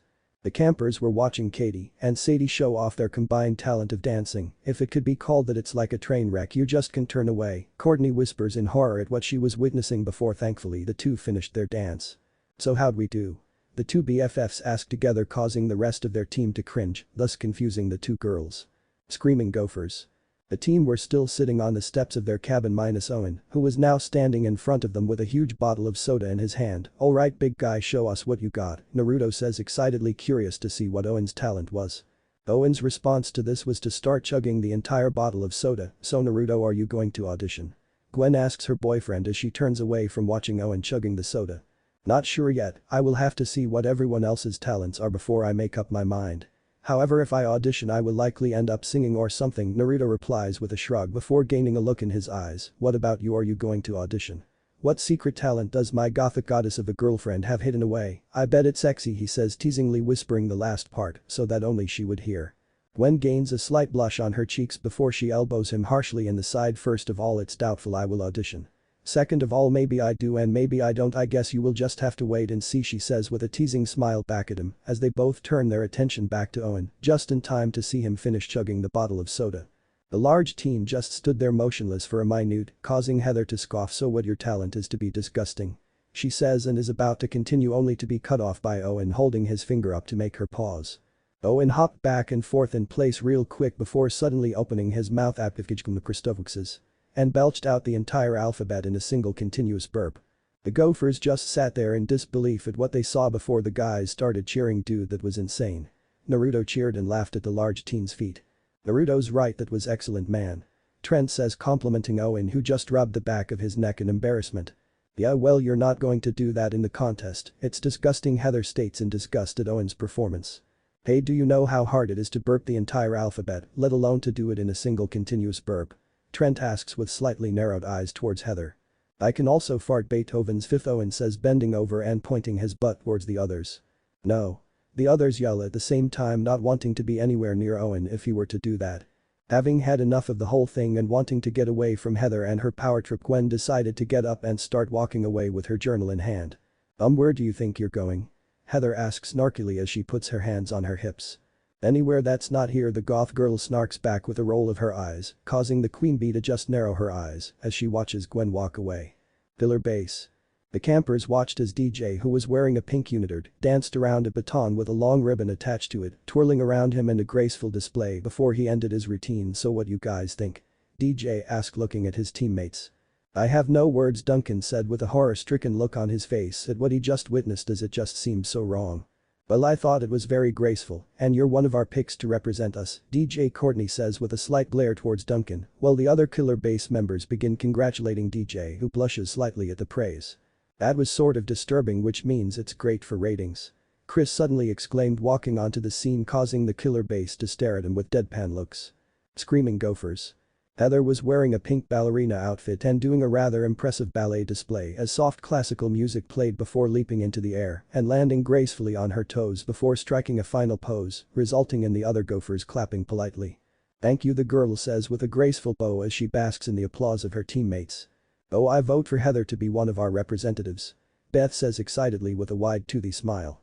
"Yeah, totally," Lindsay adds, playing her role with her usual airheaded antics. "Ah guys, that's so sweet. Okay, so I guess I'm in now. Why doesn't everyone take a 10-minute break or something before we continue figuring out who else will compete?" Heather says, getting shrugs from the others before they start walking off. However, just as Lindsay starts to walk off, Heather grabs her arm. "I need you to do something. Can you keep a secret?" the teen asks with a stern look. "Oh, totally, like I never told anyone that my sister pooped her pants once while on a date and I had to bring her a new set of clothes," Lindsay says in response before her eyes widen. "Oops, sorry Paula," she says, sheepishly looking at the camera recording her and Heather's interaction. "Whatever, Gwen's up to something sketchy. I want you to follow her and report back to me," Heather says, shoving a walkie-talkie into the blonde bombshell's hands before shoving her off with a cocky grin on her face. Confessional. Heather may think she is in control, but she is so clueless. I mean, as if I would betray Gwen and give Heather dirt on her. Honestly, Heather actually makes keeping up this whole airhead persona of mine actually fun, as the more and more I do it, the more hilarious her reaction is going to be when I drop it and all of her plans and schemes come crashing down around her, revealing that Gwen, Naruto, And I played her for a fool the entire time, Lindsay says looking at the camera with a smirk as she files her nails. I mean don't get me wrong, I hate being all sneaky and manipulative, but when it's to take down a bitch like Heather, who has been nothing but mean to everyone ever since we first got on the island I make an exception, she added before the camera was filled with static as her confessional ended. With Lindsay. The busty blonde let out a sigh of boredom as she used a pair of binoculars to watch Gwen write in the book she had been carrying while sitting on a stump. God, this is so boring. I mean it's not like I am going to spill anything to Heather, so why even bother, she said before letting out another sigh. So Heather has you spying on Gwen thinking she is up to something? A voice suddenly asked from behind her. Yeah, but like it's so pointless, Eep. Lindsay started to say before yelping as she realized she wasn't alone and turned to see Naruto standing behind her with a grin on his face. Naruto. Don't do that, you nearly gave me a heart attack. The blonde says playfully, hitting his muscular chest. Sorry babe, couldn't resist. So what's the deal with Heather? He says asking for more clarification. Ugh, it's so stupid. Heater thinks that Gwen is plotting something or at the very least up to something, given how she has been writing in that book all day and has me spying on her to find out what. Lindsay says with a huff. Wow, paranoid much? I mean that's just Gwen's journal that she has been writing in, Naruto says with a raised eyebrow and chuckle. Wait, that's what Gwen has been writing in? Ugh, this is so stupid, Lindsay snaps in frustration, seriously annoyed by Heather's paranoia. Hey, it's alright babe, no need to get stressed, Naruto says as he brings his hands up to Lindsay's shoulders and starts rubbing them, causing the girl to moan quietly in delight. Say I got an idea if you're up for it. He adds, continuing the rubbing. Yeah. Lindsay replies with a slight dazed tone due to the pleasure of the shoulder massage. Yeah, so here's what I am thinking, Naruto says before he spins Lindsay around and pulls her back to his chest as he wraps his arms around her waist. The spiky-haired blonde then leans in so that his head is right next to hers. You ditch this BS task Heather gave you and we go find some place secluded and have a little fun. Maybe a quick massage, maybe a makeout session, who knows, either way I guarantee you will be relaxed by the time we have to rejoin the rest of the group. He whispers into Lindsay's ear before nibbling on her earlobe, causing the busty blonde to shudder in delight. Oh definitely, Lindsay says in a breathy tone before she and Naruto slip away to find a secluded spot for some fun. Filler bass. Okay, so far we have DJ and his ribbon dance. Does anyone else have a talent? Courtney asks her teammates. Oh me? I can stand on my hands for 20 minutes straight, watch. Bridget says excitedly before doing a handstand and walking on her hands. That would be cute if you were a monkey, but I don't think it's quite what we're looking for. However, we can keep it in reserve should we not find anything more impressive or something happens next, Courtney says with a sigh, not liking her team's chances at winning the challenge based on the current showing of talents. Harold walks forward and begins taking a deep breath only to be cut off as Courtney says next, causing him to sigh. Lindsay and Naruto. The two were currently in one of the camp's restrooms sitting on the sinks as they made out and groped each other. The blonde bombshell let out a gasp as Naruto moved his head down to nibble on her collarbone area as his hands gripped her as over her clothes, grinding her clothes mound against his own arousal. Ah. Naruto, right there, she yelled out in a breathy moan as she grabbed the back of his head and pulled him tighter to her chest, her breast squishing against his toned muscles and burying his face deeper in her neck as he hit a sensitive spot. The blonde girl subconsciously ground her crotch harder against his, feeling the outline of his large member straining against his pants as it grinded against her own clothed crotch that she could feel was getting wetter and wetter as they continued. However, the two were interrupted, so to speak, when the walkie-talkie Heather gave the busty blonde crackle to life. Lindsay, come in, where are you? What did you find out? Lindsay, where are you? The queen bee's voice screeched out from the device. Ugh, I am going to choke that bitch with her own hair. Lindsay snapped, not happy at having her mind-blowing makeout session with her boyfriend interrupted. Let's hold off on physically assaulting her for the time being, babe, though we'll admit if her interrupting us becomes a habit, some payback is definitely going to be dished out, Naruto says with a chuckle before gaining a predatory grin. You're so sexy right now talking about putting that bitch in her place, Lindsay says with a purr before grabbing the walkie-talkie with a sigh. Yeah, I'm on my way, she says into the device before sighing. Well, looks like our fun is on hold, she adds with a groan. Don't worry about it, babe, we can pick it up later tonight, provided neither of us get voted off.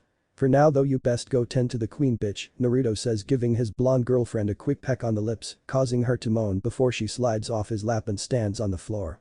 Yeah, I guess you're right, have fun taking care of that then, babe, Lindsay says with a coy smile before turning and walking out of the restroom with an extra sway to her hips, knowing her boyfriend's eyes will be glued to her ass as she exits the room.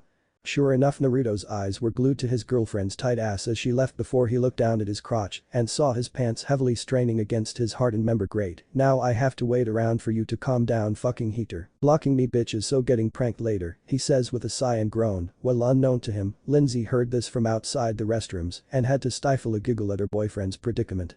Pillar base. Jeff was zipping around the area in front of the cabins on his skateboard as his teammates watched. The party dude rode off a boulder doing a 360 in the air before landing and heading towards a fallen tree branch and grinded along it before ollieing off and doing a kickflip before landing on a stump. His teammates erupted into cheers seeing this. Well, looks like it's Jeff and DJ's ribbon thing for the talent show so far, but we still need a third act, Bridget says in observation, assuming that after the party dude's display, he was guaranteed to be in the talent show. Well, I can play violin, so I could do a violin solo unless Duncan has a talent that's legal, Courtney says looking over to the punk teen. Nah, nothing I can do would fly, so looks like it's up to you, Princess Duncan says with a cocky smirk at the uptight girl, causing her to roll her eyes and go grab her violin to get ready. Dudes, I'm gonna be on TV, Jeff yells in excitement at having been picked to be in the talent show challenge. You're already on TV, Jeff, we all are, Bridget responds with a deadpan face. Oh yeah, Jeff says in realization before running towards the camera operator that is recording them. What's up, my dudes? He yells loudly right in front of the camera. 5 feet minimum from the camera please, or you pay for any cleaning possible damages, the camera operator said in a dull tone, causing Jeff to deflate and the rest of the killer base to sweat drop. Screaming Gophers. The Gophers had returned to their gathering spot after the short break and resumed looking for talents. They were currently getting ready to watch Izzy demonstrate her talent, given how Cody had said that he had no talent. Okay, I call this the dance of the rattlesnake. Izzy says excitedly as she presses a button on the nearby boombox which starts playing some Indian instrumental music. The orange tea then begins to shake her hips back and forth seductively and Belladon's getting closer and closer to Naruto as she does so. Look into my eyes, what do you see, the girl says sultrily as she belly dances right in front of Naruto before turning around and shaking her ass right in his face and sliding down his body as she does so, making sure to take an extra second or to shake her ass on his crotch. Sliding back up his body, she undulates her hips and belly right in his face and is about to lift her leg up over his shoulder and wrap it around the back of his neck when the music suddenly stops. That's enough of that, as I doubt Chef wants to see you give Naruto or whoever else what is basically a lap dance, Heather says with a scoff, while the other boys minus Naruto cough into their fists to try and hide their blushes at the erotic display. You know fun. Feel free to ask me to give you a dance whenever you want, Whiskers. Oh, I can also eat a cucumber or zucchini whole, Izzy said with a wide grin before going to sit down next to Lindsay and Beth. Right, anyway Beth, do you have a talent you want to show us?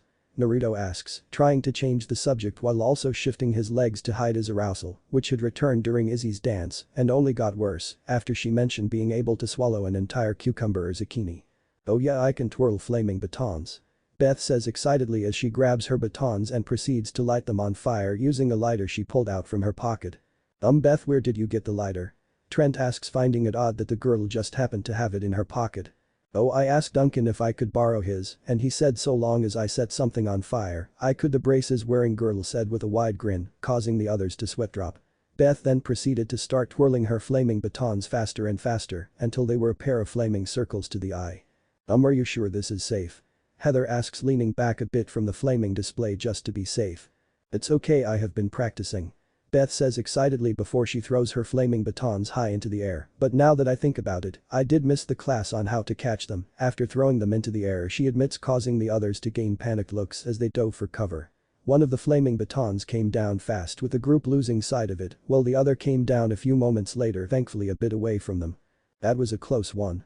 Owen yells in shock, thankful to have not been hit by the flaming batons. Guys, the bush is on fire, Trent says, looking off to the side where sure enough one of Beth's batons had landed in a bush and set it ablaze.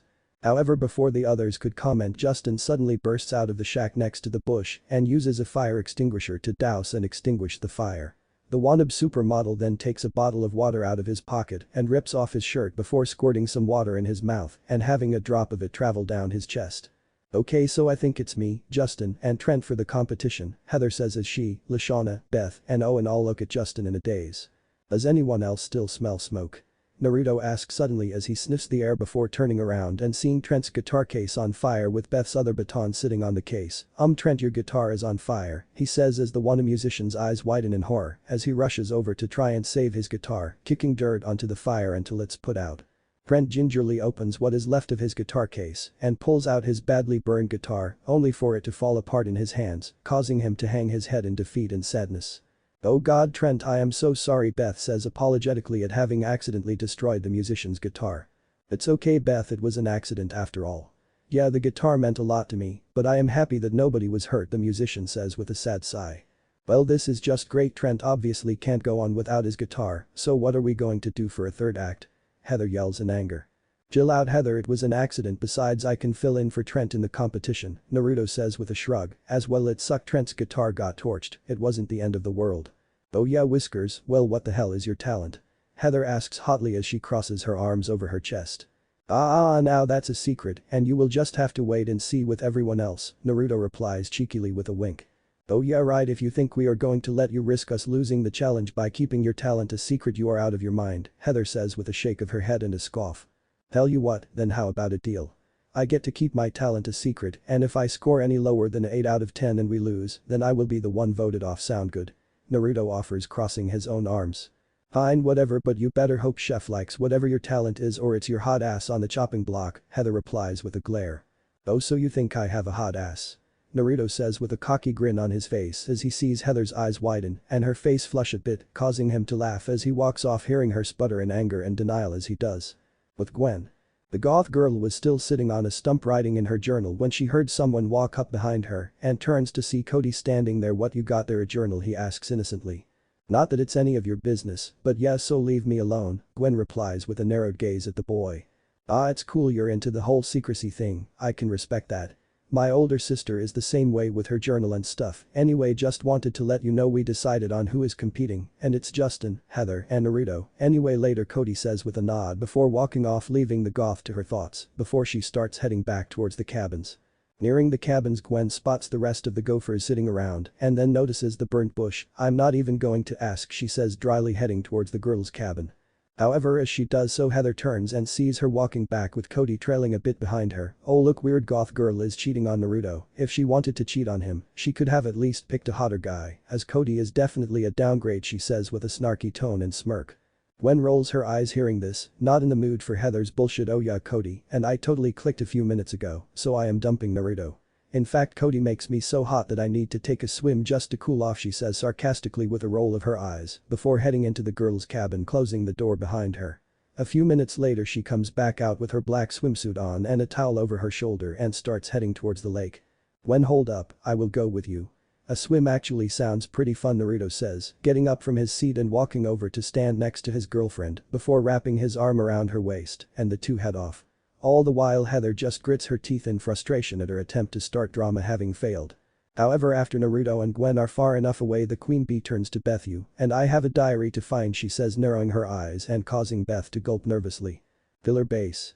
The campers were all at the amphitheater just hanging out, or in Courtney's case practicing her violin solo. As he looks up from spinning the wheel of his skateboard, Jeff turns to Bridget. "So can you really stand on your hands for 20 minutes? He asks the surfer girl. "Want to bet that I can't?" Bridget asks with a smirk, holding a candy bar in her hand that she had pulled out of her pocket. "Oh, you're on," Jeff says with a grin. "I'll take a piece of that action," Harold chimes in with an excited grin. "Yeah, that's like virtually impossible, so count me in as well," DJ says, looking up from the card game he was playing with Duncan. "Alright boys, ante up," Bridget says before the others pull out some money and put it all on a crate. Seeing everyone having made their bets, Bridget smirks. "Okay, 20 minutes starting now," she says before doing a handstand and starting to walk around on her hands. However, as she is doing so, she passes Courtney and accidentally ends up getting her leg tied up in a hanging rope. As Bridget continues walking on her hands, it causes the rope to tighten around her leg and untie one of the stage lights hanging from the metal truss of the amphitheater, causing it to come falling down with a loud crash. Seeing this, Bridget quickly gets off her hands. "Oh crap," she says in a panic. "What the hell, Bridget?" Courtney yells, thankfully uninjured from having barely missed being hit by the falling light. The same could not be said for her violin, however, which was smashed into pieces by the light. You killed my violin," Courtney says in shock as she starts to whimper at the loss of her instrument. "I didn't mean to, there has to be something we can try and do to fix it," Bridget says, taking the violin and trying to rearrange the pieces together, only for it to fall apart even more in her hands, causing Courtney to start to cry as Bridget hangs her head in shame. Heather and Beth. Heather stood in the doorway of the girls' cabin looking back and forth to make sure the coast is clear before looking at a nervous-looking Beth. "Alright, you stand guard and remember, if you see Gwen coming warn me," she commands before closing the door as she enters the cabin. "Oh geez, this doesn't feel right," Beth mutters to herself, honestly not feeling comfortable with helping Heather steal Gwen's diary. Naruto and Gwen. The couple was sitting at the end of the dock looking out across the lake. Gwen was resting her head on Naruto's shoulder as he had his arm around her waist. "You know, sometimes I just need to get away from everyone here. I mean, it's like they're all driving me crazy." "Well, not all of them," the goth adds with a small smile and blush as she looks up at Naruto. The blonde chuckles at this before turning his head and is about to kiss her when the dock starts shaking cannonball. Owen is heard yelling as he and Cody run down the dock before jumping over Naruto and Gwen and into the water. The resulting splash of water soaks the couple, causing Gwen to growl. "Ah. I hate this place." Gwen yells in frustration at the moment between her and Naruto being ruined as she gets up and storms off back towards the cabins. "Come on guys, really?" Naruto asks his fellow campers in the water with a sigh as he wrings out his shirt to try and dry it. "Sorry Naruto," Cody and Owen at the same time honestly feeling kinda bad at their little joke of getting the couple wet after seeing Gwen's reaction. Gwen. The goth stormed her way towards the cabins to dry off and change back to her normal clothes after the ruining of her time with her boyfriend.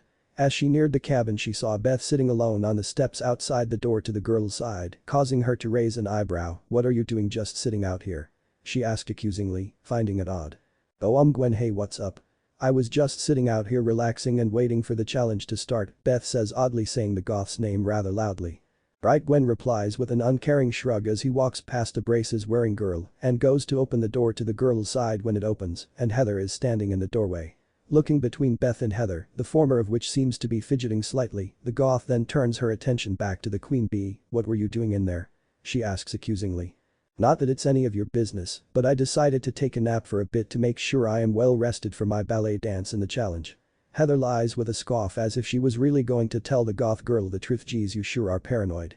Keep this up and you will drive that boyfriend of yours away and into the open arms of another woman," she adds with a smug smirk before walking past Gwen, who glared at her back while clenching her fists in anger before she stormed into the cabin, slamming the door behind her. Confessional. "Gwen may have almost caught me, but lucky for me she didn't, and I am sure she is going to love my performance at the competition," Heather says with a smirk, holding up Gwen's diary to the camera. Amphitheater. It had been several hours since the team split to get ready for the challenge, and everyone was now gathered at the amphitheater, waiting for the challenge to start. Those who were competing were doing whatever last-minute prep they could to make sure they were ready. DJ in his leotard was practicing some moves, Justin was checking his looks. Jeff was going over his skateboard making sure it was working great. Heather was applying some lipstick as she wore her ballet outfit. Bridget was eating a bag of chips next to Courtney. Last but not least, Naruto was just standing there tapping his foot as he waited. Bridget popped another chip into her mouth and quickly ate it. "Okay, I know I am not as good as you are given how you can play the violin and I can just stand on my hands, but I have a good feeling about this," Bridget says with a confident grin to Courtney, who was looking nervous. Seeing this interaction, Heather decided to walk over and try to cause some drama. "Bridget, I heard about the accident, too bad, but I guess you're going to get your 15 seconds of fame after all," she says in a polite tone that sounds totally condescending. "What is that supposed to mean?" Bridget responds by narrowing her eyes at the girl in the ballet outfit. "Oh, nothing, I mean no one would sabotage their own teammate unless they maybe felt threatened by said teammate and wanted to get them voted off to increase their own chances at winning," Heather says with a thoughtful look. "Hey. Maybe that's how you gophers operate, but us base have more class than that, we're a team." Bridget snaps back, angered by the insinuation. "Well then I guess you'll crash and burn as a team then too. Oh, and easy on the chips, wouldn't want to sink that surfboard of yours, would you?" Heather states back smugly with her eyes closed before getting hit in the face by the bag of chips Bridget had been eating, given how said surfer girl threw them at her. Confessional. "What a bunch of losers, it's so easy to manipulate them, it's not even fun." "Well, almost," Heather says with a cruel smirk. Amphitheater. Chris walked out to the center of the stage before looking at the cameras and campers who wouldn't be competing. "It's the TTI Talent Extravaganza," he announces loudly before taking a moment to pause before continuing. "Welcome to the very first Camp Wawan Aqua Talent Contest. 6 campers are going to show us their mad skills, all the while trying desperately to not embarrass themselves. First up is the Screaming Gophers with Justin." Chris continues before stepping to the side of the stage as Justin walks out and the Gophers cheer in support of their teammate. Justin walks out onto the stage and a spotlight shines on him before he starts doing some modeling poses with a smile. After several poses he takes a bucket of water and dumps it on himself before smiling again. Confessional. There are 2 syllables for hot, Jus, and Tinoan says with a chuckle, man, that guy is so hot I could just kiss him, he adds before his eyes widen in realization, because he's a good teammate though, why did I say that? He adds, embarrassed by what he said. Amphitheater. Walking back to the center of the stage, Chris politely clapped. Okay, I have no idea what that was, but dang, you got some moves, dude. Now let's see what Chef thinks of them, he says before the two look in front of them to where Chef is sitting at a judge's table before holding up a card with a large number 3 on it. Ooh, tough break, man, looks like he wasn't a fan, Chris adds at seeing the low score. Posing isn't a talent, pretty boy maggot. Chef yells angrily as Justin walks off the stage. Alright then, first up for the killer base is DJ, now make some noise. Chris says before DJ jumps out onto the stage. The teen spends the next few minutes doing his ribbon routine while the campers ooh and ah at the graceful moves. However, unfortunately for DJ, near the end of his routine, he gets tripped up by his ribbon and falls to the stage. Ouch, that looks like it smarted. Now let's see what Chef thinks, Chris says as he walked back out to the center of the stage and stood next to DJ as he untangled himself from the ribbon and stood up. After a moment of thinking, Chef held up a card with a large number 4 on it. Maggot may have lost it at the end, but up to that point, it was mildly impressive for someone of his physique, Chef says with a nod as the campers clapped politely for DJ's display. Well then, with 2 acts down and 4 to go, it's the killer base up by 1 point, and up next is Heather, Chris says before stepping aside as Heather walks out onto the stage. Thank you, Chris. Now, I had initially planned on doing a ballet recital. However, in honor of and to celebrate team spirit, I am going to be doing a collaboration, Heather says as she pulls out what appears to be Gwen's diary and takes a seat on a stool. She wouldn't. Gwen says with wide eyes at what is about to happen in front of the entire viewing audience. Arashi caressed his queen's cheek as she lay under him, her bosom heaving as she took deep breaths in anticipation for what was about to happen. Are you ready, my queen? He asked, his tone sending shivers up her spine as she saw his eyes full of love and lust. Yes, my love, was all Guinevere could say as he brought his lips to her neck and kissed it as he slid his claymore sword into sheath, sending untold amounts of pleasure shooting through her as her sheath stretched to fit him. What the hell is this? Heather says, reading out what was in the book, her face blazing with embarrassment as she finally realized just what she was reading aloud. Chris, Chef, and all the other campers looked in shock and varying degrees of embarrassment at Heather's act. So that's where the rough draft of my next book got to, Naruto suddenly says with a raised eyebrow. This is porn. Heather screeches in outrage at what she just read in front of the entire viewing audience. No, it's a potential love scene between the main character and his lover. After said MC comes back from his bloody battle against the Demon King, Naruto states with a deadpan look on his face while suppressing a grin as Heather begins to sputter, not knowing what to say. Well, yes, Heather, thank you for that exciting talent. Now let's go see what Chef thinks of it, Chris says, clearing his throat and trying to move on.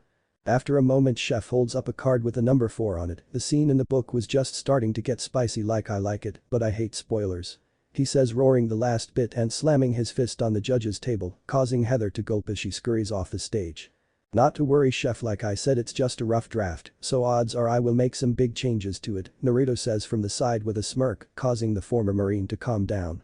Alright then, 3 acts done and 3 to go with the killer base totally losing so far. Next up is Bridget. Chris says, getting the competition back on track.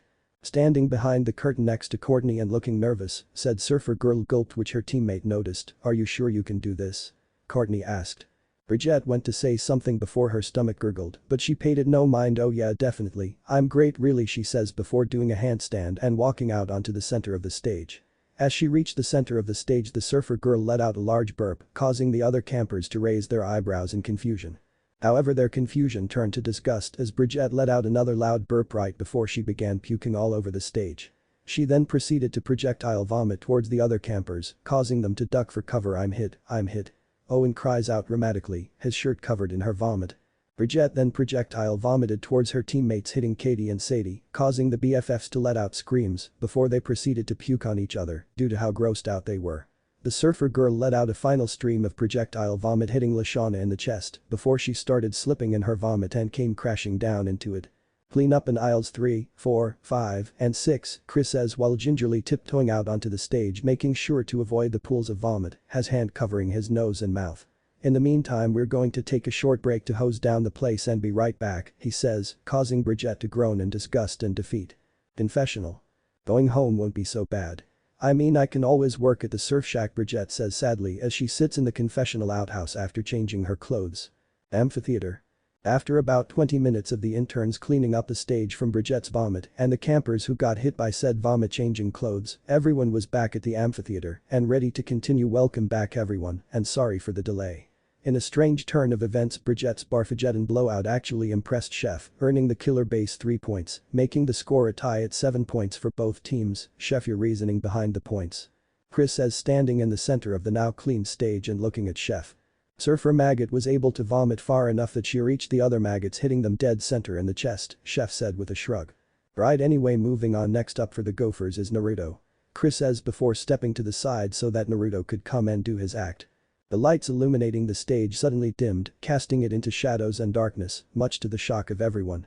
The lights then started to brighten slightly, but still left the stage in a shadowy darkness, revealing a black piano behind which sat Naruto. The blonde was wearing a tattered black hooded cloak that hid much of his face in shadows, and a black formal suit. Raising his hands, he gently brought them down onto the piano keys as a simple yet haunting melody started playing. 1. If only I could fix the sky to meet me. If only I could fix my heart to meet at dawn. It's got a way of knowing when to hurt me. Oh, it's when the night is long. The blonde sang out in a soft yet striking tone full of emotion that shocked the campers. As he sang, the fog began to seep into the stage, giving the whole scene an eerie look, before a slight glow of light appeared only to fade away as it was swallowed by the darkness. For a few moments Naruto just continued to play the haunting melody as the campers found themselves entranced by it. Backwoods lullabies feel like a ghostly touch, he sang as little wisps of blue light like those of spirits appeared gently floating around him as he continued to sing. Roots spread all the way back to godless times before tree roots started to spring out from the legs of the piano and slowly start creeping up his legs, waist, and chest as the wisps floated closer around him. And it's got a way of knowing when to haunt me, he sings as suddenly the darkness around him creeps in, snuffing out the wisps and covering the roots. Oh, it's when the night is long, he sings as the darkness on the stage grows to the point that the campers, Chris and Seth, can only see Naruto's eyes. Suddenly the darkness recedes back to what it was, however the fog starts to get heavier again as Naruto continues to play, and there's a young one sitting at the top of the world, he sings before looking up directly above at the rafters of the amphitheater. The others also turn their gaze to look at the rafter and are shocked to see a figure sitting up on one of the rafters. The figure is wearing a pitch black hooded cloak and from what they can make out some kind of partial skull mask that hides the individual's features. Counting down a clock that nobody sees, Naruto sings looking at the figure as it lazily kicks its feet back and forth as if it was in rhythm to a clock, and it's got a way of knowing when to taunt me, he sings, and sure enough the figure looks down at Naruto and slowly wags its right index finger back and forth mockingly at singing. Oh oh, oh, how the blonde sings, and sure enough the figure sings it with him in harmony. Turning his attention away from the figure, Naruto then looks at the others as he plays and sings Earthquakes Break and Shatter, the perfect design before the stage starts to shake violently, as if it was being hit by an earthquake. The shaking of the stage and the sound of metal and wood creaking snaps the others out of their fixation with the figure in the rafters as they wonder how Naruto is making the stage shake or if he is doing it at all. Ripped realities of broken minds, he sings as cracks seem to appear in the air amidst the darkness around him. Towers rise to meet, and yet it's laughing, he sings as sections of the stage rise up forming towers to which the figure just laughs at. The sound of the laughter sends a shiver down everyone's spine as it's similar to that of the sound a crazed person whose mind has snapped would make when laughing. The figure then stands up and everyone watches as it takes a step off the rafter and they expect it to immediately fall to the stage with a crash. However, to their shock the figure starts slowly descending towards the stage. Barely visible given the darkness is what appears to be two large black feathery wings on its back that gently flap, sending the fog billowing out towards the campers. As the figure lands the wings fade away and the figure holds out its right arm and the darkness covering the stage seems to be pulled towards its hand before taking the form of a large scythe. Humming, "No, it won't be long," Naruto says softly as he closes his eyes, lowering his head slightly as the figure behind him, much to the shock of everyone, raises the darkness scythe. Before anyone can say or do anything the figure brings the scythe down onto Naruto, slicing through him before he fades away, and a golden wisp is all that before it's quickly consumed by the darkness. Humming, "No, it won't be long," the figure sings as the scythe disappears and it looks out at the completely shocked others before reaching up and removing its mask to reveal Naruto as the darkness and fog fade away and the lights return to normal. Naruto then takes a little bow before looking out at the others and smiles softly. For what felt like an eternity there was total silence before it was broken by the sound of a clap. That clap was slowly followed by another and another, causing everyone to turn towards the source to see Duncan slow clapping and gradually upping the speed until it becomes a normal clap and is joined by all the others starting to clap as well. The blonde watches as everyone claps for his performance with a few even loudly whistling. "Dude, that was amazing," Chris says with a wide grin, knowing that the ratings for this episode were going to be huge after Naruto's performance and Brigette's barf bombing.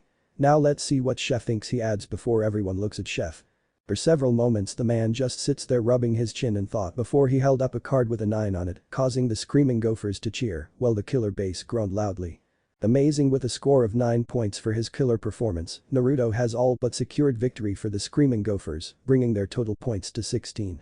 That means that the killer base need a perfect 10 in order to win, or they are sending yet another camper down the dock of shame. The host says with a wide grin, "With that being said, let's see if Jeff's rad skateboard skills can help the killer base skate their way to victory," he adds, getting a groan from the others for his bad pun. Backstage. Jeff has a wide grin on his face as he kicks his skateboard up, making it flip in the air before jumping to land on it and snapping his board in half. "Whoa, that kinda wrecks the ride," he says in a bummed tone, scratching the side of his head. "Now what? We have to send someone out there or we'll be sunk," Brigitte says, panicking slightly, knowing that odds are given her poor performance and accidental breaking of Courtney's violin, she was likely the main target for elimination. Haiti and Sadie are horrible dancers and still traumatized from being covered in barf. Courtney states as off to the side the two BFFs were holding each other with wide eyes, horror-filled eyes and rocking back and forth. Well, that just leaves Duncan and Harold. What can Duncan do? Well, what can he do that's legal and allowed in the challenge? Brigitte says before adding the last bit after a moment, realizing that most of the stuff he could probably do probably isn't allowed. Carve a picture of his own skull into a tree. What are we going to do? Courtney shouts before she and Brigitte look at Harold sitting on the bleachers pulling at the back of his underwear, causing them to sigh in defeat. Okay, looks like there is a slight change-up in the final act as Jeff has been replaced by Harold. Wow, kinda throwing the challenge there, aren't you guys?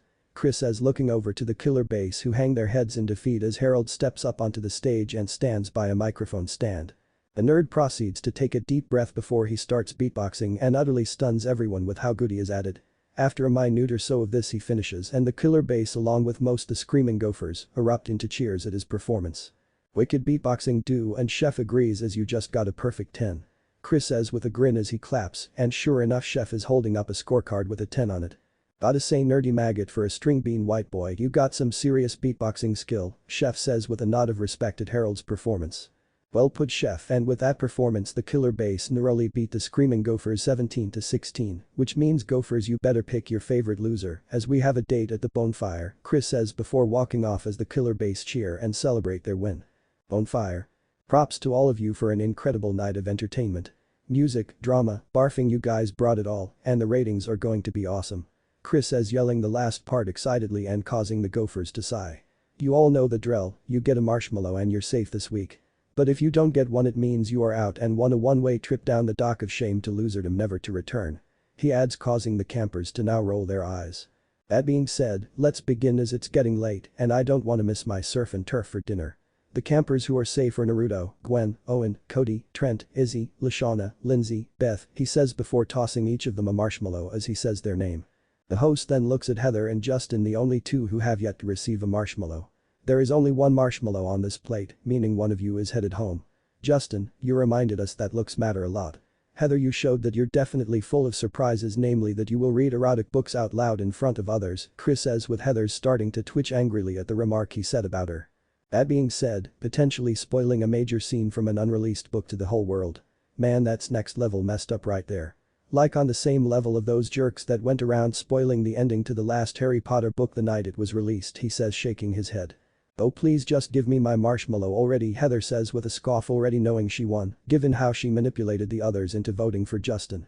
Justin the first personally think this is very wrong, but tonight hotness just wasn't enough and the last marshmallow goes to Heather, Chris says, tossing the marshmallow to Heather, who smirks. Time to catch the boat of losers, Bra adds before Justin gets up and sadly walks down the dock of shame to the boat of losers. Confessional. If that evil bitch thinks she is getting away with all the stuff she pulled today, she has another thing coming, Gwen says with a smirk which Naruto mirrors as she sat on his lap in the confessional. Pillar base cabin. The couple knocked on the door to the boys' side and waited for a moment before Harold opened it. What? He asked dryly. Didn't you mention the other day that you brought a red ant farm to camp? Gwen asked with a raised eyebrow. Why should I let you borrow it? Harold asked reasonably, given he had no obligation to hand over his ant farm that he worked hard to make. We want to use it as part of a prank on Heather, and I will toss in a couple candy bars I won off Owen in a poker game, Naruto says with a shrug, before pulling out 2 giant-sized candy bars from his pocket. Harold looks between the candy bars and the couple as he thinks over the deal before grinning. Go for cabin 20 minutes later. The door to the girl's side flew open, and Heather screamed in horror as she was covered with fire ants, had feathers glued on her arms, and a plunger stuck to her ass that was also covered in feathers, while stuck on her legs was cornflakes cereal, making her look like a molting chicken covered in ants.